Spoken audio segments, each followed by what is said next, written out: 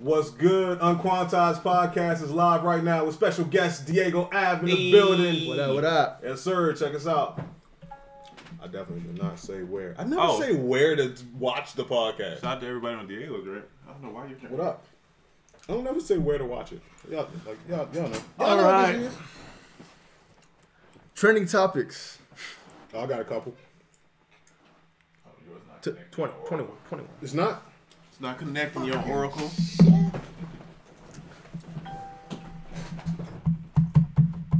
This is great. This like makes you just want to. Oh, yeah. Sorry, guys. Drake. Nothing but the thugs down. Alright. Oh, shit. I didn't even know I can get This it. is mine? Oh, this is mine. Yeah. There we go. All right. Everything except for the main Instagram is working. Word. Sorry, guys. Young Busy Works Beats, what's poppin', man? Busy, what's the deal? Young Sir, what's poppin'? Good Lord. There we go. Hey, yo, help me line up the shot. Yeah, have to. This way. So, yeah. Other way. So, a smidget? Smidget, the other way. And Right then, there. Then a full rotation Towards you. towards me, just a smidget. Bam. That's money. Yeah, that's money. Bam, so you gotta know Halftime beats was popping, man. Smidges and smackers and shit. Man, know your smidgets, man. That's the lesson of the day. Know your smidgets. Know your smidgets. Yo, Damn, I wonder if my mic's gonna get picked up. Oh, yeah, because it's on the bottom, right? They Should hear be. you. They should hear Yeah, me. right. Young Quintendo Power, what's popping? Sheeta Diva, what's popping? Oh, you Wenzo. hit my joint on there, the Sound Oracle joint, and then we be. What's popping? Sheeta Diva, Diva, what's popping? There we go. Now we in there. Now you got your chat, bro. Young right, Brian all right. Oliver, what's popping, man? All right. Are we really ready to start the Yeah, show? we ready. We finally here. All right, man. Oh, hold on, my bad. I gotta get you right. There we go. What's good? What's good? Welcome. It's another Friday UnQuantized podcast. It's lit. I think we need a theme song. We got a special guest in the building today. All the way from the West Coast. Hey. The baddest engineer in the game. Young Diego Ave is in the building. Ladies and gentlemen, spam those hearts for Diego Ave. Well, thank you. Right. It's Grammy week, bro. Grammy week. Yep. You got a nomination? Yeah. Oh, shit. Congrats. Yeah. I didn't want to talk about it till Sunday because I want to see what happens with it. But yeah, it's Bro, exciting. you better cap, man. Man, flex. You better be Colin Kaepernick, bro. You better. Yeah, young Post Malone vibe. Shout out. Hey, shout out. Hey. I didn't mean to hit you with the quad. My bad, bro. So we got a Grammy nominee in the building. Would you care for a drink, sir? I'm good, brother. Thank you. Okay. Would you care for Of course. for some libations, sir? Yes, sir. And so for the people who don't know Young Diego, tell them about yourself, my brother. Well, I am a producer based currently in LA. I'm from Miami, Florida, and yeah, just working. Engineer as well. Well, I used to engineer. I started as an engineer, and I linked up with Trizza, and we've been working ever since for like 8 years now. Yeah, that's what And it is. just building our business, building our brand, and building ourselves as producers. Dope. That's what's up. I know everybody, y'all got to be familiar with Diego Ave. He's in here almost every Friday in the chat. Trolling. Facts. One of the best at it. You and DJ MacGyver, y'all like the top. yeah. Y'all like the top two. Right. Yo, speaking of DJ MacGyver, he hit me. He left a comment today. So you saw that post that I did about the numbers, the YouTube numbers and all the streaming numbers. Yeah. Yeah, and let me know if y'all saw the post that I made this morning too. It actually lists the YouTube, all the streaming numbers and how much money a million streams on YouTube and Spotify and all this stuff is. Saw that. DJ MacGyver in the comments. I told y'all that on air like a week ago. I don't even know what you're talking about. Like I told y'all what? Yeah, man. But Shout out to MacGyver. Yeah, that's a fact. But yo, what you think about them numbers, man? So for the people who don't know, I guess per stream, it's 0.0. Well, starting off for most of them, it's like 0.0 something, right? So that's per stream. That's how much money you make. So to make 1 cent, you need to make God knows a lot of streams, and to make a living off of that, you have to get you gotta get tens of millions like consistently. Yeah. Right?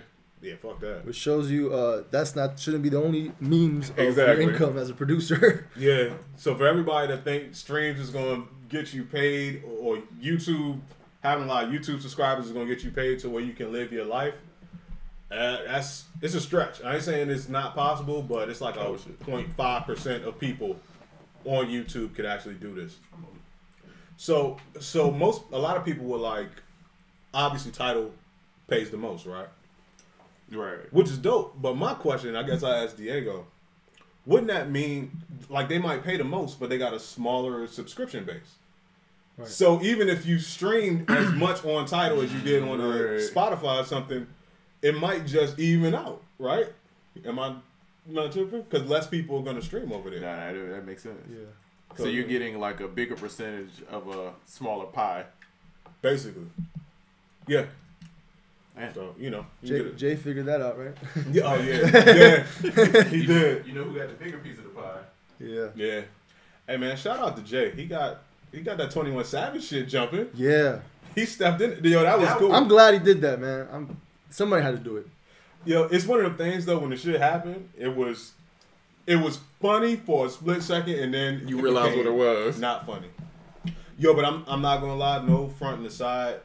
Everybody would have rolled with the joke, but the people that started saying this is not funny made everybody else get serious about it. Oh, yeah. I mean, people got influence, man. Shout out to our leaders in hip-hop. It would have just been a joke. But niggas start stepping in like... I ain't gonna front. Some of the memes was fire. But when you think about what it is, it's like, all right, that's somebody's life, bro. That's for real. Like, I think it's just because it's so, like, ironic. You get what I'm saying? Like, the most Atlanta rapper you could think of right now happens to be from the UK. Right. I feel like when I watched The Walking Dead, we was talking about it. You know, when you watch The Walking Dead and then Rick start talking, you be like, bro, what the hell? Like, no way, you're not American, bro. The internet is heartless and undefeated. Yeah. It is. That's messed up, though. But he going to be all right. He going to do better in court than Tekashi, I believe, so. Well, the only thing that messes him up, I think he had a gun. Was it legal? I mean, nobody knows the. That's true. Could have been legal. It's Atlanta, so everybody here got. I hope the best for him because I feel like he was just like. I feel like he was like just getting to that level. Like that last album was great. Like I really liked that new 21. Yeah, he was starting to find his shit. You know what I'm saying? You think musically he can come back from it? Yeah. Yeah. From this, he can. I think so too. He can. I feel like it might be like almost his.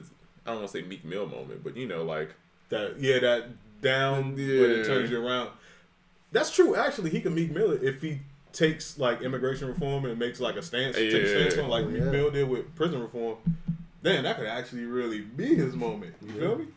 I hope so. I hope he figure it out, bro. He gonna figure it out. Yeah. I wouldn't wish that on nobody. You know what I mean? That man got kids. 23-hour lock. That's crazy. Yeah, that's crazy. Hey, 23-1 is no joke. Well, shit. Young Diego, what we got going on in the comments? Because these comments gonna be for you, bro. Oh, okay. Hold on. Halftime Beat says Diego Ave is producer goals.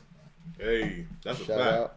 I definitely called you the one of the world's baddest engineers. I meant to say and producers. It's all good. Probably more so. Engineering is what opened up the gates for me to become a producer because I was able to understand song structure and what a song's supposed to sound like. So did you start engineering first? No, I started producing, but I didn't really know what I was doing to keep it a buck. I was just like putting sounds together. But when I started engineering and working with big producers, I was able to be like, oh, okay, that's how you're supposed to put that. This is why the snare should be here, not there. This is why this section should be big and this shouldn't. I understood what a song was. Ah. Yeah. And if you haven't, check Diego Ave out on his YouTube. What's your YouTube channel? That's a long. I think it's Diego_Ave. I'm sorry. Yeah, check him out. Prison knows my memory. You can't. I got a bad memory. I'm over here like a PR agent, like say the joint, say the joint, say Vaughn. Yeah. No, so you're saying like the engineering was like kind of introduce you, like how important do you think engineering is to being a producer? I feel like engineering is very important to be a producer because it's like this. I put it in like a kitchen. I don't know if any of you guys ever worked in a kitchen, but if you're going to be a manager, which I call the producer, the manager of the kitchen, you have to know every position, all the way from dishwasher, fry cook, to the waiter. So to me, engineering is another job that I feel like a producer should know so they can kind of help them get the song done. Because if you don't know how to engineer, you don't know what's going on the computer. Sometimes you might have an incompetent engineer and you have to step in and figure it out. That's right. What if you don't know what you're doing? Then what? The session's over. You don't get paid. Right. Beyonce's in the booth. What do you do? That's a fact. So yeah, you just step in because you can wear all the hats. Yeah. You probably write too, right? No, I produce writers, but I don't put the pen down and write. But I can, if you're a good writer, I can make you write a dope song. Nice. If that makes sense. Man, that's super dope. Yo, so I'm gonna go to one of the obvious questions that people usually ask. Yo, what was your first major placement? My first major placement was Florida Georgia Line and a Nelly record. It was for Nelly's album. It was featuring Florida Georgia Line. But yeah, that was a crazy record because it was kind of country technically. So yeah, I'm coming from a hip hop background. To me, that was crazy. So Rico Love wrote that record. Pierre co-produced it. It was super dope, man. That's fire. That's crazy. I drank to that. Somebody passed me a drink. Nah, that's crazy. I never knew that. And here's the crazy thing about that song. Like 3 days later, when it was written and Nelly cut it, 3 days later, I was called into a random session. This was before Florida Georgia Line cut it, the demo, because Nelly cut it first. I ended up being the engineer for the session. And they had no idea I was a producer, and I had no idea what I was recording. So I pull up, they sent me the song. I was like, "Whoa, this is my beat!" Like, it's my I got so excited. I was like, "This is my beat, guys! This is my beat!" That's crazy. That's super crazy. Yeah, and to be a country record, bro, that's already like, that's a big accomplishment off gate. Yeah, and I'm gonna say it now too because it's old. I was kind of like trying to vocal produce it, but I wasn't. This was a while ago, man. I wasn't really experienced like a vocal producer. And I didn't really do. I know I didn't do a great job at it. They ended up having to recut it later because I didn't really kill it like that. But hey, man, you live and you learn. Yeah, I'm sure you learned a lot from it. I learned a lot from it, but you know, you can't win them all. Right. That's super dope. So that's dope, though. So, you go. If we got some questions over there, let's see. Smokin Aces says residual revenue. Oh yeah, if you're talking about the numbers though, barely. The meme with the quill and the pen, though. I didn't see that. Oh, it was like he was writing the rhymes. I think it's just the irony of it. But I think once you figure out what's really going on. It's so drastic of like an opposite kind of accent. Yeah, it's just like, I thought it was fake. When I seen the headlines, I'm like, okay, this has got to be fake. Somebody's trolling. Then I seen it on TMZ, then I seen it on something. I was like, damn, this is for real. Yeah, that shit is real. And it's kind of crazy because back in the day, rappers would sometimes fake having a British accent. Oh, yeah. Like, Slick Rick was real, but who did that back? Like a Dana Dane or somebody like real old school. They used to fake British accents. Is the other Banks? Oh, shit. That's very true. Good one. And then we have the opposite with Iggy Azalea doing the, not British, but Australian accent to country. Damn. Sound like a country rap. Young Iggy. That is very... Shout out to the UK, bro. I swear, they could do our act. They could be American. They could kill it, bro. Bro, but let us try to do a UK, bro. We sound stupid, bro. Yeah, I'm not gonna lie. We sound high key racist anytime we try to do this. It just sounds racist. I'm like I shouldn't do that. I shouldn't be doing this at all. Nah, you can talk like me, but I can't talk like you. Shout out to the UK, man. We pulling up, man. We're gonna do an UnQuantized UK. They've been asking for us to come out there though. Man, we got to do it. UK, call your president. I don't know what they got out there. Call your governor. Parliament. Is it Parliament? Parliament, yeah. Is it? I think. I don't know. That's why they get to fighting all the time, right? I don't know. Yeah. Let us know. Yeah, we coming out there one day though. Speaking of coming out to places, man, we got a live show coming up. March 16th, man. Yes, sir. Be there or be square.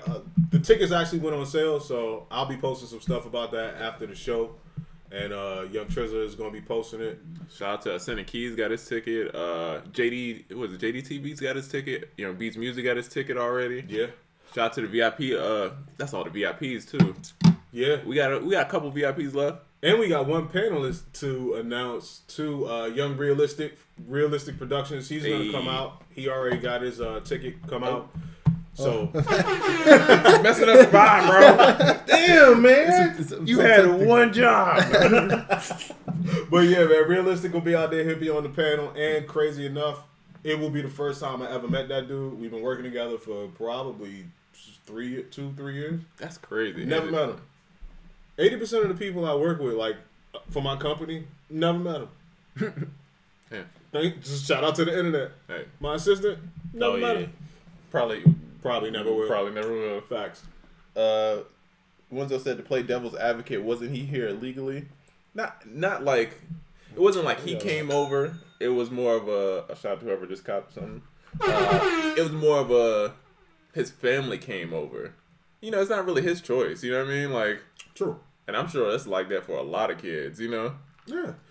Yeah, his visa just expired and all that good stuff. But from what I hear, it's like not the standard.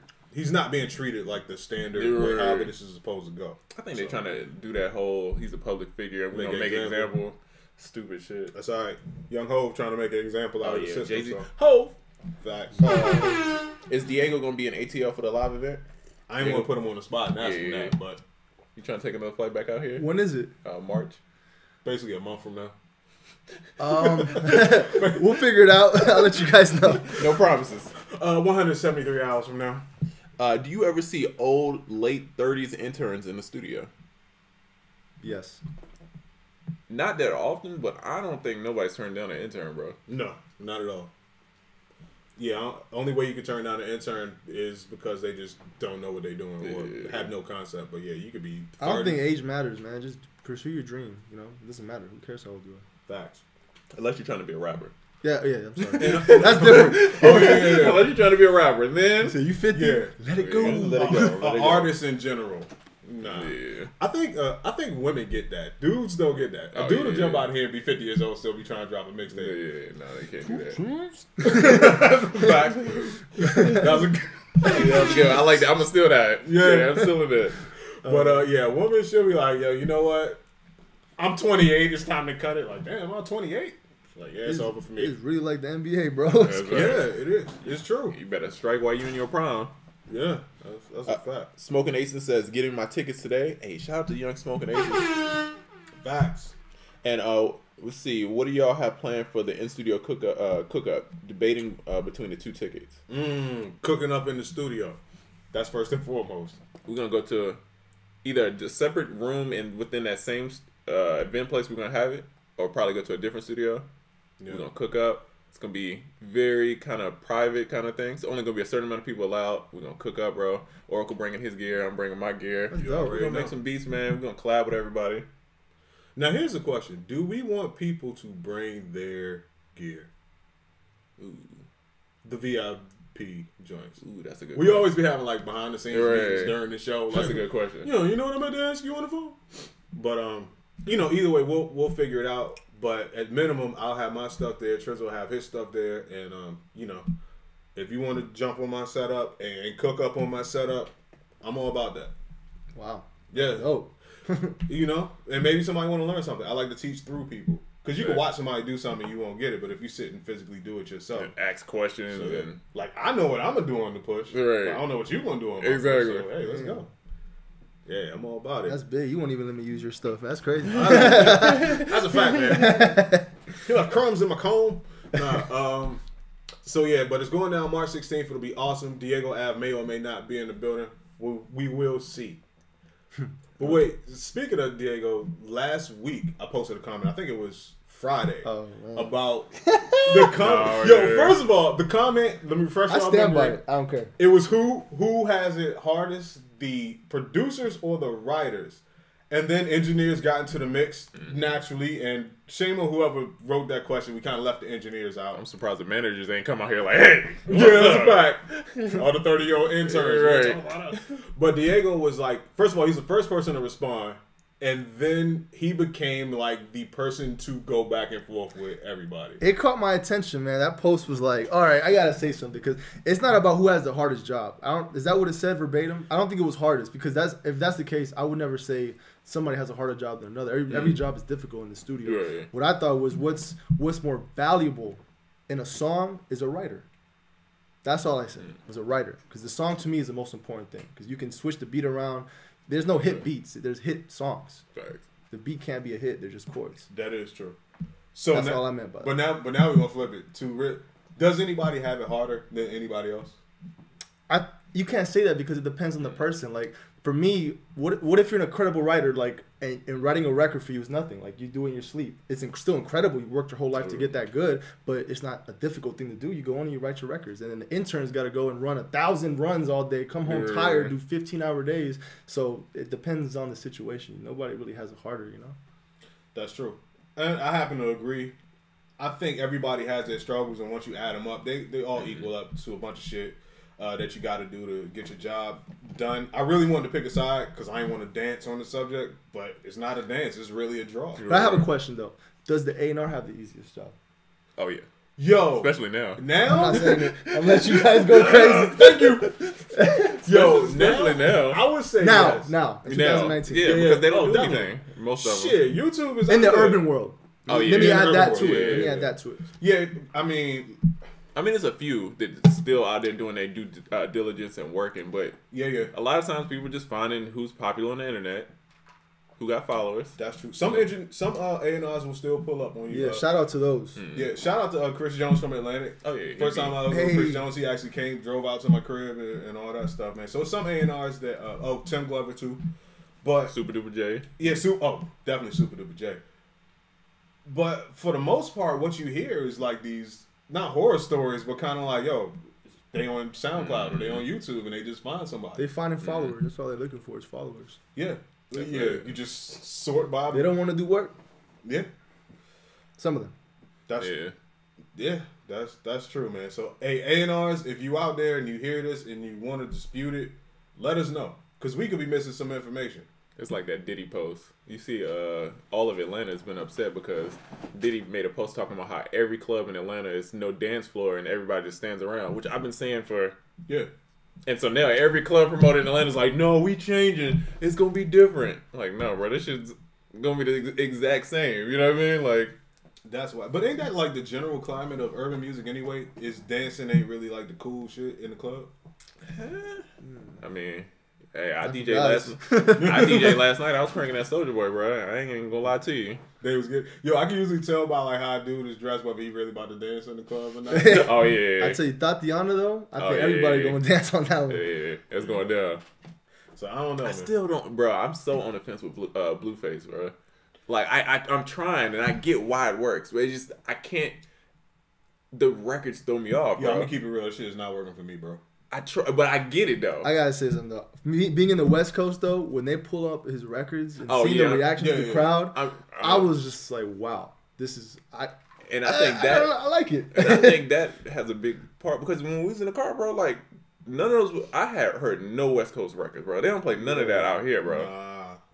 You would never hear Tatiana on the radio out here, like never. So I feel like we're not really when we hear, it, we like, what the hell is this? Yeah. In the West Coast, I'm sure they like running through them joints. Yeah. What? Prime time in the West Coast in the club is 105 BPM. That's crazy. 90 to 105, like that whole so crazy, big bang, bro. take little bang, all that. Dudes dancing. Oh yeah, everybody dancing. Cause it's that tempo. Like, how could you not? Yeah. You know what I'm saying? Hear that, Atlanta? People are dancing. How do you dance to 140? You just like throw the bows and. That's true. That is just true. show my age. They killed it too. Oh yeah. Yeah, that's crazy. So Diddy bringing the dance parties everywhere. That's his thing now, right? It's dope. Supposedly. Now all the club promoters and it's a couple people who always had those parties was like dance oriented and like work crew. The people I do a lot of gigs with, that's their whole thing. That's why I like them. But outside of that, it was like sections, you know, standing on the tables. But, you know, clubs make more money that way. Yeah, I'm not gonna lie. I think the bottle service and the table shit kind of threw that off. You like, I can look cool as hell. Yeah. For a couple thousand, I could get out there and dance. It got to this perception where like, if you over here, you cool. If you out there, you a square. I'm like, but they having the most fun over there. You think it's because it's strip clubs? Because it's the same kind of concept? I think it might have started there and spilled over. Because everybody want to look like the man. You just sit there and just throw money. Trizzle, how was the gig last night? It was fire, man. It was a good gig, man. Good turnout. See, is there a limit on the time for the cook-up session after? 2 hours. We're doing 2 hours. Yeah, it's be a good one. Until. Yeah. It may run over a little bit. I mean, probably it's gonna run over. But, how many beats can you make in 2 hours? If it was up to us, it would probably go a long time. But we do have to pay for the space, and we do have to tell people how long we're going to be in the space. So we're doing a whole show before a whole 5-hour show, 4-hour show before. Yeah, we're doing 4 hours before. So 2 hours after, I think is pretty cool. And I mean, I feel like it's like a consultation, but in person. You know what I'm saying? Like. I would much rather ask questions. Shoot, me and Diego be cooking out. I'm like, yo, bro, what's that? Why did you do that? Why'd you do that? You know what I'm saying? Because I'm trying to understand, bro. Like, so in person, it's much better. Yeah, that's a fact. Let's see. I would rather not travel with my laptop, but if needed, I can. Oh, it's not needed. No, it's not. Yeah, you could just pull up, bro. What's happening March 16th? March 16th is our live show, bro. In ATL. We have beat critiques, man. We have guest panelists. Last year we had Young Busyworks Beats. We had Amon Jackson, mixing engineer. We had Super Duper J, A&R. We had Houston of Ableton. We had what else we had? We had somebody else. Keep the Beef was around. Oh, we had Keep the Beef. Yeah. We had man, I'm forgetting somebody else. I know it's somebody really important too. I'm trying to remember. I don't know, but was it Beacon? No. Yeah. That didn't work out. He's special invited guest this year though. Yeah, he might pull up, but I ain't making no guarantees. Yeah, that's a fact. Yeah. That's a fact. Trizza, are y'all on Ableton 10? If so, do y'all have issues with CPU spikes? Ableton 10, Ableton 10? Definitely Ableton 10. Yeah, of course. Yeah. I don't have CPU spike issues. If you're having them, you'll notice either it only happens when you're using a certain thing, and then I will figure out a way around that thing. But if it's happening when you're using everything, it's most likely a computer issue. RAM, yeah. Or you playing a pad from damn Diva. Yeah. Right there. Or Serum or something. That's crazy. Or Toxic. Yeah. Oh, bro. Them just go ham, bro. Yeah. And here's a little bit of advice you probably already noticed, but if it's happening with VSTs or having too many VSTs open, just bounce them down to audio, render them to audio, record them to a new audio track, and when I think of this plugin, I'll say it during the show, but it's a plugin that'll help you with your CPU and you don't have to do nothing. But I'll think about it. Oh, I knew. Yeah. I just been freezing everything. Yeah. Quintendo Power says people don't dance no more. All they do is this. That is facts. Silk the Shocker Part 2. I guess he's referring to Blueface. Yeah. You know, I'll give Blueface more than that though, because I get what they're doing with him. I have to understand these records. I respect that he has a sound though. Yeah, that's what. Anybody that's got their own thing going on, they ain't worried about what everybody else is doing. I respect it. I get it, and then I do feel like the newer records are better than he's working on the timing thing. It's just that timing thing. They gonna get it right. Yeah, eventually they gonna get it right. I remember like when I first heard like Master P. Mm-hmm. The first time I heard that shit, I was like, "Yo, what the fuck is this?" Oh, but then after like a smooth week or less, it just grew on me, and I'm like, I get it now. But it took me a while to get it, and I'm thinking like this might be one of those things. It's like Juvenile, huh? It's like when you first heard it, you like, what the rest of it? When's he gonna start rapping? The beat plays a big part in the sound too. So same thing with Master P. Yeah, I feel like those beats were kind of, I don't know. Yeah, dope. Yeah, you're right. That and Juvenile too. Yeah, definitely Juvenile. I was like, I thought it was like a DC home jam. Remember they used to do the home jams and shit? I knew Wayne was the one though. You did? The whole thing, I was like, nah, Wayne, watch. Wayne's the one. And he just took off. Yeah, he started to stand out like Lauryn Hill stand out in the Fugees or something like that. Yeah. Wenzo said, I drink and dance. I don't care what other people do. That's fact. That's how you got to be. He out there living his life. He don't care. Exactly.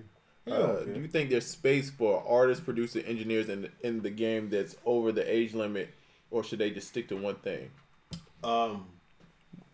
I say it's room for everything except for the artist part. Yeah. And someone earlier had said like basically that every other genre is cool with the artist thing except for hip hop, which is that true? I don't know pop though. Too. I don't know about pop. You're right. Yeah, pop. Pop is probably worse. Might be worse. Yeah. Pop is actually worse. Yeah, you gotta be like, you're not 19 now. You're getting old there. That's a fact. Because they got Bieber out of here, bro. Like Bieber, I mean, he probably got himself out of here, but he's hella low key. Towards his older years, it wasn't the same as like. That's a good point. Yeah, pop is way worse. Yeah. But I just think when it comes to being an artist, man, it's just that age limit, man. It's like the NBA. I would say like the NFL, but Brady trying to prove me wrong on that. It's a total different story. Yeah. But you just being an old ass artist, that's tough. For engineers, producers, and writers, though, I feel like there's no time limit on that. You can, what's his name? Mike Dean is killing it, bro. Facts. Yeah. Damn, shout out Mike Dean. Even Lou Diaz. Lou Diaz is one of my idols, man. He's such a great engineer. He's killing it. Yeah. It doesn't matter. In those positions, it doesn't matter if people see you or not. Because I know that's the big thing that people care about. Is like, you look old or you seem old, but nobody got to see you, man. Your ears don't got to be old. That's fine. Quincy Jones, man. Come on. Quincy Jones ain't get it like super duper duper duper duper popping until like his 40s.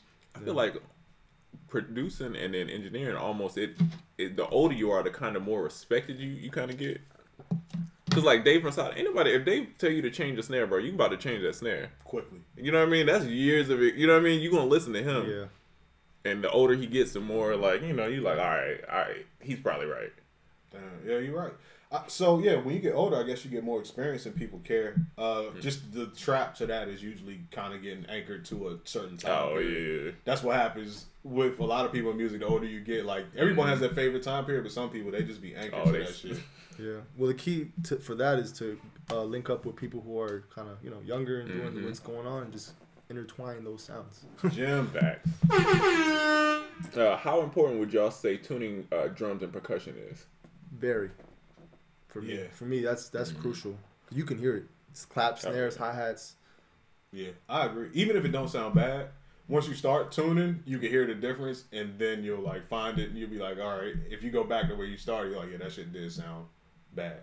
But like a short kick or something like that. I don't go too crazy on the kicks like that. To be honest, I'd rather just find a better kick if it ain't it. But like definitely with hi-hats, you always see me. I always find the right pocket for the hat. It don't have to be the root note because that's kind of hard to find sometimes for a hi-hat or like a rim shot or something. But I'll tune it to where I feel like it fits in that pocket.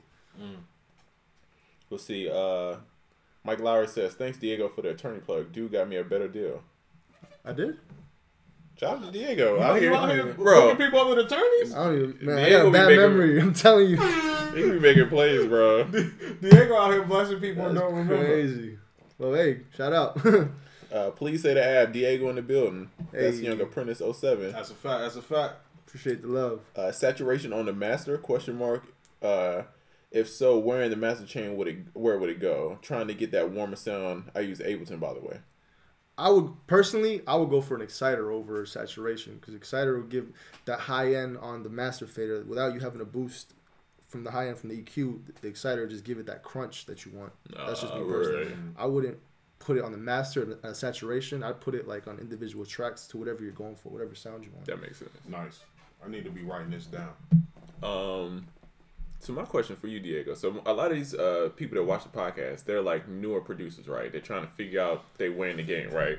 Exactly. So for you being someone I watched, come up, like, you know what I mean, figure it out, and then you got to all these placements. What do you think the next step for these producers should be to like take their career to the next step? To take their career to the next step, or to start their career? To start. Yeah, man. To me, it's all about relationships. If you don't know anybody, your music's gonna stay in your laptop forever.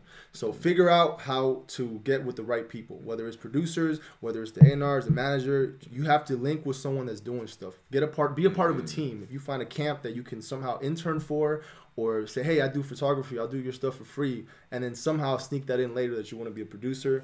Just find a way to get into a camp or get with people that are actually doing this and making money in this business. First off. Second off, to me, the most important thing is perfecting your craft. If the craft isn't there, then you're going to set yourself up for an opportunity. And when the time comes for you to show what you have, you're not prepared. And that's going to be the biggest regret you'll ever have in your life, because it's happened to me before. And I got blessed to have second opportunities to where I was prepared. Damn, that's pretty dope. Gems. So I got a question for you. Do you think it's necessary for a producer to have mixing skills? And if so, how much? For me, it's necessary. I think you need to know enough to be able to mix your beat, and if somebody sends you an acapella, you should be able to get that to sound right on top of your beat. Because you never know. Sometimes you might work with an artist. They'll like, hey, yeah, make this sound better. They'll send you the acapella, and you got to mix it in, and the label got to love it. And sometimes you can't trust that the label is going to hear through your idea. You have to have it almost perfect to where it's done. So if you can't get that final product to sound close to being radio ready, then I feel like that can be an issue for you. So yeah, I think it's very important to know at least basic mixing skills, which is something you can pick up in our course coming in March. So since it's brought up, man, you want to talk more about the courses coming up? Because you know people want to know. Yeah, we started Young Triz. So man, it's almost been a year too. That's crazy, bro. Yeah, a year ago we started it. We started it. We shot, directed ourselves, produced it, edited, wrote it, a whole course about start to finish. And we got some dope guests, man. We got a couple of our friends. They talk about the same thing. So basically, it's over the shoulder. You see the on screen of us making a beat start to finish. We give commentary about why we did the decisions that we did, what made us choose certain sounds. Just the mindset behind not just saying, "Hey, do this because of this." It's the mindset of reason why we picked this and why we avoided certain things. And it's broken down into two parts. The first part is the creative part, is actually making the beat. And the second part is more on mixing the beat. Right. So you actually can watch us through the process of like EQing, compression, leveling, which is the most important thing in the mix, and even mastering. So it's all in there. Mike Lowry, he said, was that you cooking up on Netflix at Molly's crib? Yeah, that was me. Young Diego on Netflix, man. Out here popping, man. Yeah, man. It's on Dropping Cash. I forgot what episode. I think it's like episode 10 or something. Quick little shot. Nice. So go on Netflix, man. Check out Diego. And then screenshot it. Make sure you tag him in that joint. Yeah, do that. We'll see. Do you guys use Ozone Plugs? Ooh. Ozone I like Ozone. Yeah, I've used it before. I don't use it now. I just send my stuff to Realistic, but before that I did. Ozone's a tool. There's a bunch of tools you can use. McDSP is dope. There's so many different plugins. It's just how you use them, to be honest. They all sound good. What about what's the other one? Not Ozone. Neutron? Yeah, how you feel about Neutron? I love Neutron. I love it. I put it, see, people use it on their master fader, which I do that as well, but I've been lately using it on vocals. So instead of sitting there trying to EQ and take out all the bad spikes in the vocal, and for people that don't know how to do that, it'll analyze and do it for you. So I can do that, but it's quicker. You just throw it on there, it analyzes it, and it gets the vocal sounding right EQ-wise. Now, how much do you do after it gives you what it gives you? Like, do you go in and tweak it a little bit? Yeah, because once it EQs it out, it's like a multi-band compressor, so it's also compressing those frequencies. So I adjust the compressor, and I just make sure those frequencies that it chooses are correct. But about 98% of the time, it's right. Man, that's dope. If you don't know what we're talking about Isotopes Neutron, or Neutron 2. Neutron 2, yeah. At this point, it'll kind of mix some of your stuff automatically after it listens to it and analyzes it. It's the cheat code. You can put it on, and it has like different analyzing where it does clean, which is like for a broad master fader. Then it has like vocals, guitars. You can put it on. You can put it on anything. Right. It's hella presets in that. Yeah, it's dope. It's dope. But yeah, I used to actually use the McDSP as well, the ML4000. I don't know. This was back in the day, so I don't know if they changed the name, but that was an incredible limiter too. So it's not what you use; it's how you use it. So this question is kind of related. So question for all three of y'all. Before I put a beat on BeatStars or Airbit, I need to be loud enough to sound together. What should I put on my mastering chain? I was told don't use a limiter. Yeah, we got to send that straight to the engineer.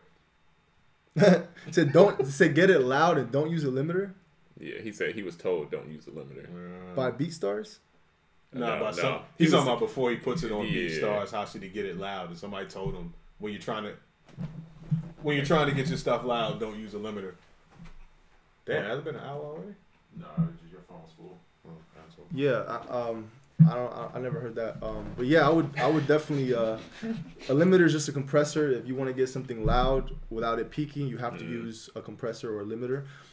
I use multiple limiters actually, because I believe in gain staging, right? So instead of using one compressor or one limiter to compress something down 6 dBs, I'll use 2 or 3 and just do like 1.5 dBs, because you're gonna get the same amount of gain reduction, but you don't hear it. Right. It's like using salt without like just, all right, I'm gonna just throw one time. No, I'm gonna just do a little here. All right, let me try. All right, let me put a little here. You know what I mean? Get the even seasoning. Yeah. Yeah. Okay, I got you. That's a gem. I do sound design like similar. I'll have one here, then do something, then have another one Exactly. after. That's what it is with compression. Same thing. Dope. Okay, so Classic says, if you're a new producer visiting a place like LA or Atlanta and you're trying to network to get major placements, where would you go or events would you attend to meet people? Damn, that's a good question. I know just off the cuff out here in Atlanta, it's a lot of beat battles, showcases type of like Street Execs does theirs. iStanders out here a lot. That Edgewood scene, it's usually something going on. So in Atlanta, I would do that, but more importantly, I would try to find somebody that's like halfway tied into music to see if you can get into like a Doppler or a patchwork or something like that. Yeah, I feel like if you're coming here blindly, you don't know anybody, you're gonna kind of be sitting in your hotel room by yourself. But if that's the case, book a studio, book a smallest room in the biggest studio, and try to finagle your way into everybody's session. I used to do that. There's smart. You was one of the people that left the door open? Listen, I'm Captain Figure It Out. Hey. Figure it out, man. Let's see.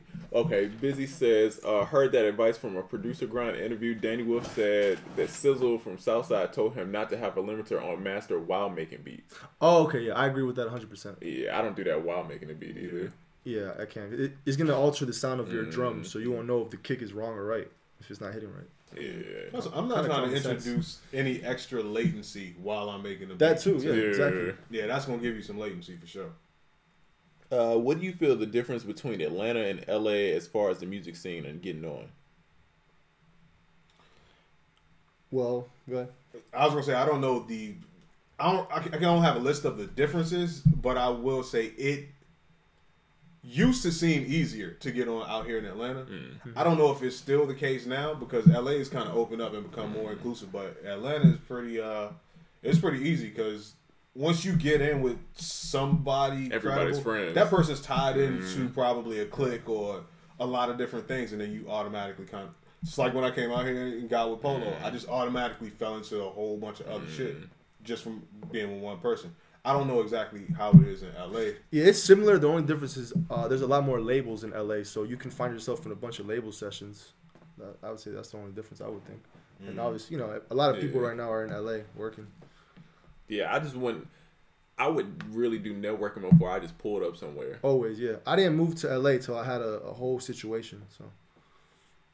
Yeah, because I feel like a lot of people, it's like, oh, I'm going to go to Atlanta. And then they get here and it's like, hey, no sessions. They don't know nobody. Yo, that's a fact. I came down here like that, but I figured that shit out. Yeah. I wasn't going back. Figure that that's shit real. out.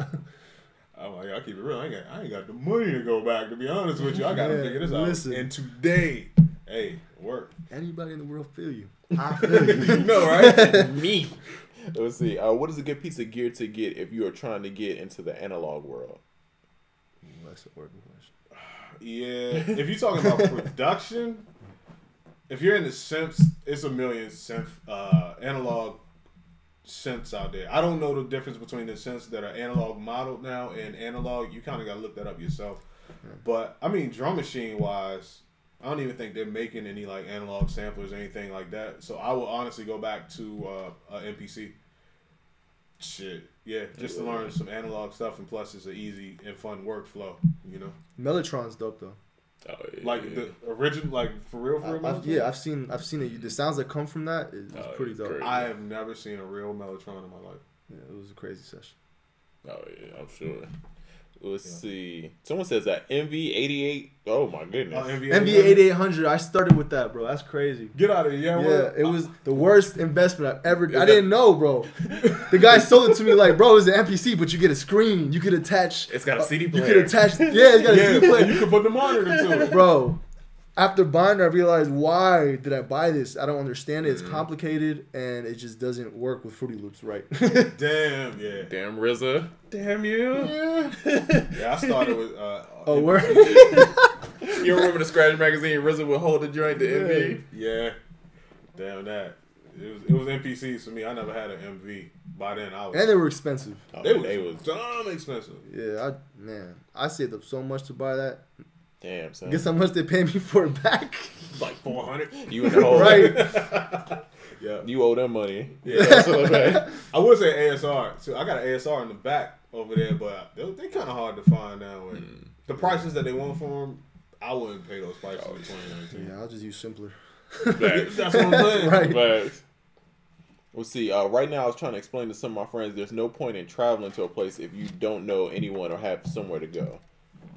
I mean, I feel like I know people in LA, and if I don't like plan it out or it's not like, you know what I mean, like I'll pull up sometimes and it's just like, all right, we just chilling because it ain't nothing going on. Yeah. You know what I mean? No, he's right. It's true. Yeah. So I wouldn't go to a whole nother city without like having it planned out, because At least have some kind of, even if it's the smallest little opportunity, you can make that into something grand if you just have patience and keep working at it. But yeah, if you have nothing, you're just going there, it's not going to do anything for you. Yeah, definitely don't get there and then start asking people what's popping. right. Like, Hey, can I work with you? Can I work with you? Don't be that guy. You at the mall like, yo, where all the producers be at out here? Just go to LA Fitness. You'll find a lot of people. Right. Let's see. I heard it, but also heard it from others. Just want to make sure my beats sound good when I upload it. Have uploaded tracks before, but people say it sound extra low volume in the car, or on their phone.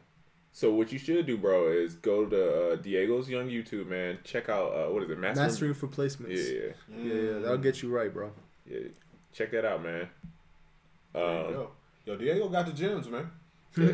If it sounds low in the car, bro, you need to do reference mixes, bro. You need to play your stuff compared to other people's stuff that you like the sound of, and then kind of see what's the difference. There's a plugin. I'm giving out all the plugin gems today. It's a plugin called Mix Checker, made by some company's name that starts with a Z. It's hard to pronounce. I can't figure. You'll have to find it. But Zamboni. Yeah, there you go, Zamboni. I thought you was dead serious too, right? Damn, bro. But no, you can like hear what your shit will sound like in a car or on a phone, or it's pretty cool. It's if you don't have different speakers or different places you can check it, it's pretty cool, man. So Mix Checker, check it out. We'll see. How do you feel about getting Squarebiz producer declarations created? The outline of your term when you're placing records. Jesus. At what point do you guys, of the process, do you guys have those combos with the artist? Oh, so basically, I guess what he's saying is, when do you have the conversation with the artist about the producer decks and the business? Oh, like what? At what point do you have those conversations? I feel like we answer that a lot, but we have a guest. We just throw all the questions to the guest. Well, I'm not gonna like work with a producer and say, hey, by the way, let's sign this paperwork on these beats. Like it makes it awkward, and people won't want to work with you like that. But you can't have like a quick little. If you can finesse it right, you can say, hey, bro, like, how are we gonna do this? You know, how I do down the middle. Is that cool with you? Right. Yeah, and then you're good. Just keep working with them, and then usually the business gets done once the records get picked up. Like I don't sit there and nitpick a beat if it's not even placed. I almost feel like you're jinxing it. Like let's just wait till something happens, with it. And it'll get figured out. And then too, I don't really like, especially with artist to artist, I don't like talking business like that. Like if I have to, I will. But if I could do manager to manager, I would much rather, because I would rather them be the bad guy than me be the bad guy. You know what I'm saying? That makes sense. You should know what's going on, but I don't think you should be the bad guy in the whole situation. You should kind of focus on creating and be known in the situation as the person that creates. Exactly. When I met Tim, one of the first things he told me is like, you need a bad guy. That's like week 2. Especially if you're a nice person. Hey, I'm a nice guy. What can I say? Let's see. Did we miss out on the Omnisphere announcement? No. Actually, can I go through my whole... Oh, yeah. We've both been going through hell, but I think Oracle's went through a little more hell than I did. I'm going to condense this. The Omnisphere announcement is coming. We have picked a winner, but let's just say the powers that be are trying to hold your boy down. Me and PayPal are going through a long, difficult relationship right now. But as soon as things clear up, I'll let you all know. But the Omnisphere is still coming, and we have picked a winner. So, wow. They doing us dirty on the internet worlds, man. Oh, my God. Oh, bro, this is a totally, like, conversation within the podcast. Y'all just talk amongst yourselves. So, guys, I'm making some Facebook ads, bro. This some random, and it's saying, oh, your ad account is disabled. that's a big deal. I don't know if y'all not into the advertising. Your ad account being disabled is a humongous deal. I'm over here about to shit a brick. I'm over here panicking like I'm on trying to email them. Bro, it was a glitch. Their servers messed up yesterday. I checked Twitter and it happened to like 20 other people. And bro, it's fine. They emailed me back like, what are you talking about? Well, ain't that happen. I wish that was my case. Yeah, that's good. Yeah. Yo, PayPal made me prove my whole existence all over again. I've been using PayPal for like probably, it's been over 7-8 years. I got daily transactions on PayPal for years. They're like, for some reason, you got to prove your whole existence. Proof of business, proof of social, proof of everything. Yeah. All that has been turned in. All that has been approved. But I also had to send a letter of authorization saying that I am who I say I am. And it's been a week for them to look at that one letter. That's the last thing, and they just haven't done it. They probably got fraud. Yeah. So if you go to soundoracle.net, you can buy with credit card, you can buy with Google Pay, Apple Pay, but PayPal's down. All week. Man. All week, PayPal's down, bro. That's cold-blooded, bro. Oh. Can't send money, can't receive money through PayPal, none of that. Wow, I was cussing somebody out the other day. That's crazy. I didn't know that. Yeah. Like, where's my money? But, see? Yeah, I think how would you guys rate the MPC Live /X versus the older models like the 2500? Let me get my phone. Oh yeah. I haven't used Live. I got the Touch. I like the workflow of the older models better, only because with the Touch and the Live and all that, some buttons are on the screen. And some of those buttons feel better when they're actual physical buttons. Like, for instance, on the MPC Touch, the note repeat divisions or the quantized divisions, on the old MPCs, they're actual physical buttons. And on machine, they're actual physical buttons, which makes it easy to change. When they're on the screen, pressing buttons on the screen is whack. Like, I understand, like, the love like people got with iPads and producing with iPads and all that. But like pressing pads and buttons on the screen feels super whack compared to real pads and buttons. So, you know, the workflow is still the same, but just the feel of it isn't the same. Classic said, young Mark is getting married. He's getting married the same, I guess, around the live event. Shout out to him though. Who getting married? Young Classic Mark. Hey, shout out to you, man. Let's see. Black keys. Diego Ab, what are some of your favorite reference mixes? Before, I used to use the whole Chronic album, 2001. That was my favorite because that mix was incredible. But now, I mean, I would try to find something that's similar to whatever it is you're producing and sonically what you want it to be. But me personally, that's what I do. I just find like, all right, if I'm doing this kind of pop record, all right, let me find something in the same vein. So that's dope. Shout out to Smokin Aces. He says he's getting married next week. Yes, sir. Hey, shout out to you, my brother. Hey. Congratulations, bro. Hold on, cuz. Did you get an invite in the mail? I didn't, bro. Yeah, it's all good, bro. We'll just crash it. Don't worry about it. Make sure y'all got some vegan options, bro. You know what I mean? yeah. Send me that pin real quick. Oh, I got you. Let's see. Diego, Soko Studio shut down. Can you recommend another studio? Man. Paramount? There's a bunch of studios, really. Yeah. Let's see. You need me to run up on PayPal? Yo. Yeah. I ain't gonna say online, but you know. Click, clack. Facts. Got the Audacity says, hey, Sound, Oracle, Trizza, and Diego. What's going on? Oh, what's up? Audacity, she's a super dope producer. Hey. Yeah. Her and her husband got a podcast. I was on their podcast before, too. So, yeah, shout out to them. Yeah, I actually did the interview at Billboard. Okay. I remember that. Yeah. Oh man, everybody's going through. I forgot. Busy got his MailChimp account hacked. Damn. Yeah, bro, that's cold blooded. Listen, man, it's around the beginning of the year. It's around tax time. I don't know. There's something going on. Scammers be scheming. Yeah. Scammers scam. Yeah, in the digital world, there's something going on, bro. Let's see. My bank froze my shit trying to change my ticket this morning. I really could use some help. I don't want to spend $700 unnecessary. Oh no, we got you, bro. Oh yeah. As soon as we get out this podcast, we'll get you straight. Gotcha. Yo, matter of fact, I hit Trizza. I was having problems with Wells Fargo yesterday. Oh, everybody was down. I didn't know until I talked to you. You were like, yeah, it was down too. I'm like, yo, dog. You know the movies where like somebody get blackballed and they just start like cutting them off digitally from the world. That's how I felt. Like eventually I'm gonna go somewhere and I ain't gonna be able to do shit. They're just gonna cut me off all the way around. Bro, I was buying something, and I had just looked at my bank account. You swiped that joint confident. I was like, nah. I'm like, wait. I'm like, yeah, all right. But then I didn't feel bad because the person beside me, the same thing was happening. Dope. And then they was like, oh, Wells Fargo's down. So then I'm like, all right.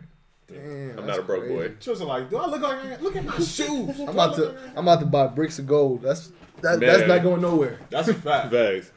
That is a super fact, dog. But I don't know. PayPal got me rethinking a lot of infrastructure. That's a lot of power for oh yeah, just say like, but, nah. Right. Shoot, really, when you think about every one of our situations, the ad account thing, I was like, bro, that's too much power, bro. Like, that joint just gone. If somebody has the ability to stop you from sending money and receiving money, that's a lot of power. That's why I think everybody should have their own website. Like, if you're selling beats, like, get a BeatStars or Airbit or whatever it is, have your own, because you don't know what they're going to do, bro. Like, we don't know what Facebook going to do, bro. We don't know what, Instagram, like, if you got your own, at least you can somewhat control what's going on. That's a fact. Side note before I forget, remember we saw about Venmo and Shopify? Right. It's there. It's on the PayPal Express, though. So it's there, but it's under PayPal. So if you do PayPal Express checkout, Venmo's an option. Shout out to whoever wants to buy with Bitcoin or Venmo. That's a fact. Let's see. I think these companies are finding good marketing and things, shutting down like how Trump went national with his news. I can see that. All right. Let's see. Oh, that's too busy works beats. Let's see how much time we got. Okay. So let me ask you this, Diego. Maybe this is a second segment question, but I want to know what's your opinion on selling beats online. Do me like that. I no, because I feel like we probably are somewhat in the same like lane, but I want to know like because a lot of these people are very conflicted, bro. Like they like. It's almost like anything with like YouTube or Dropship, and it's like everybody only talks about the good stuff. Like, oh, you can for $5 hours a week, I made $100,000, and everybody thinks it's just like I can do this and it's this. All right, here's my thing about that. I've done it before. When I first started making beats, of course I put my stuff up, and I didn't sell nothing. I'm like, yo, this is a lot of work. So I'm like, wait, if I'm gonna be doing all this work to make $20, I'm gonna do just as much work to try to figure out how to get these placements. So what am I doing? That was just my whole thing about it. But to each his own. Whatever you want to do with your music is up to you.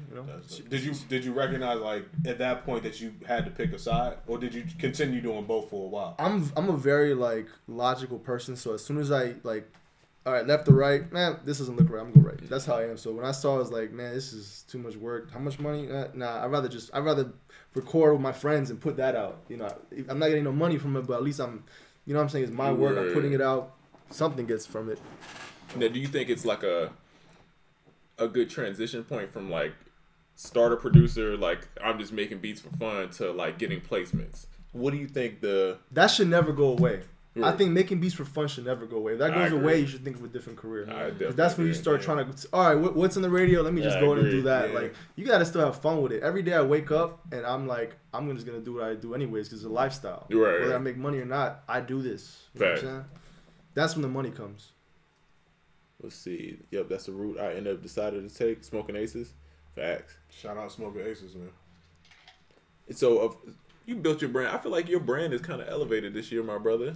I feel like you on Worldstar what was it, like a week ago you was on Worldstar? Yeah, I've been on Worldstar a lot. It's crazy, like, not me personally, maybe once or twice me physically on there, but like a lot of these beats I've been giving to artists, they'll like post a video. Remember the designer one? Designer had a video of him in the bed, and then he just out of nowhere popped up and started spitting. And I went back to that old the old video, and everyone's like, yo, what happened to this song? What happened? So yeah, it's been going good on that.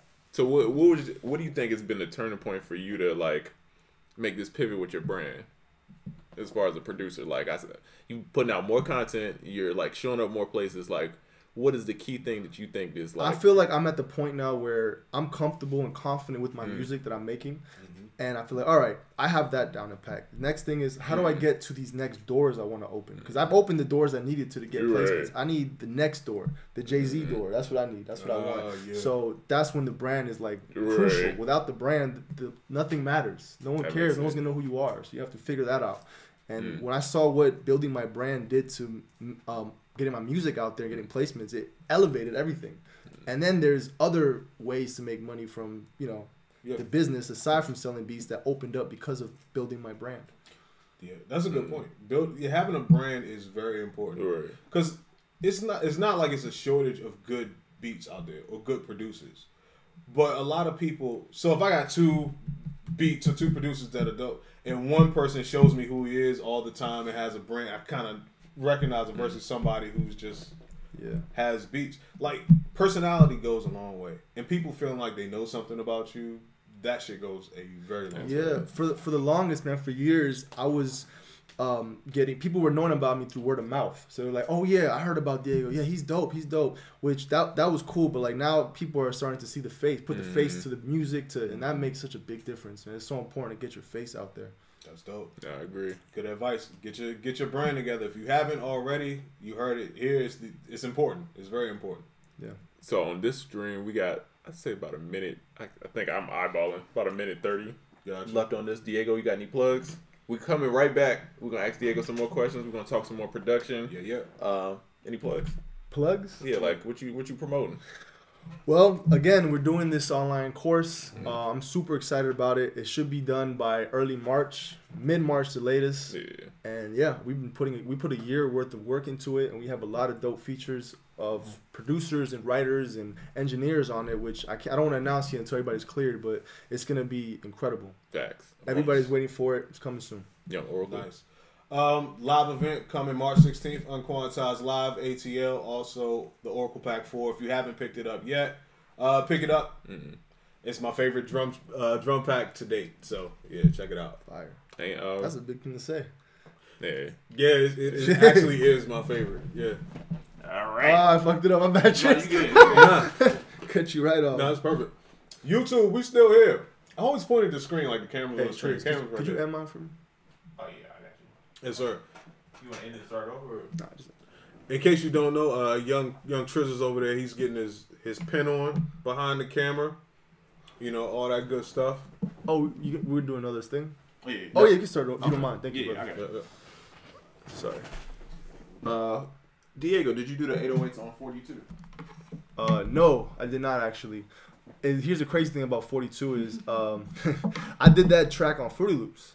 I haven't used Fruity Loops in like 10 years. But yeah, so my guy was making beats with Jay Shrim, which is Sway Lee's DJ, and my computer died, and I was like, all right, we're gonna figure this out. So he just pulled out the keyboard. I started playing keys on his FL, and he did the drums to it out of the 808. So shout out to Jay.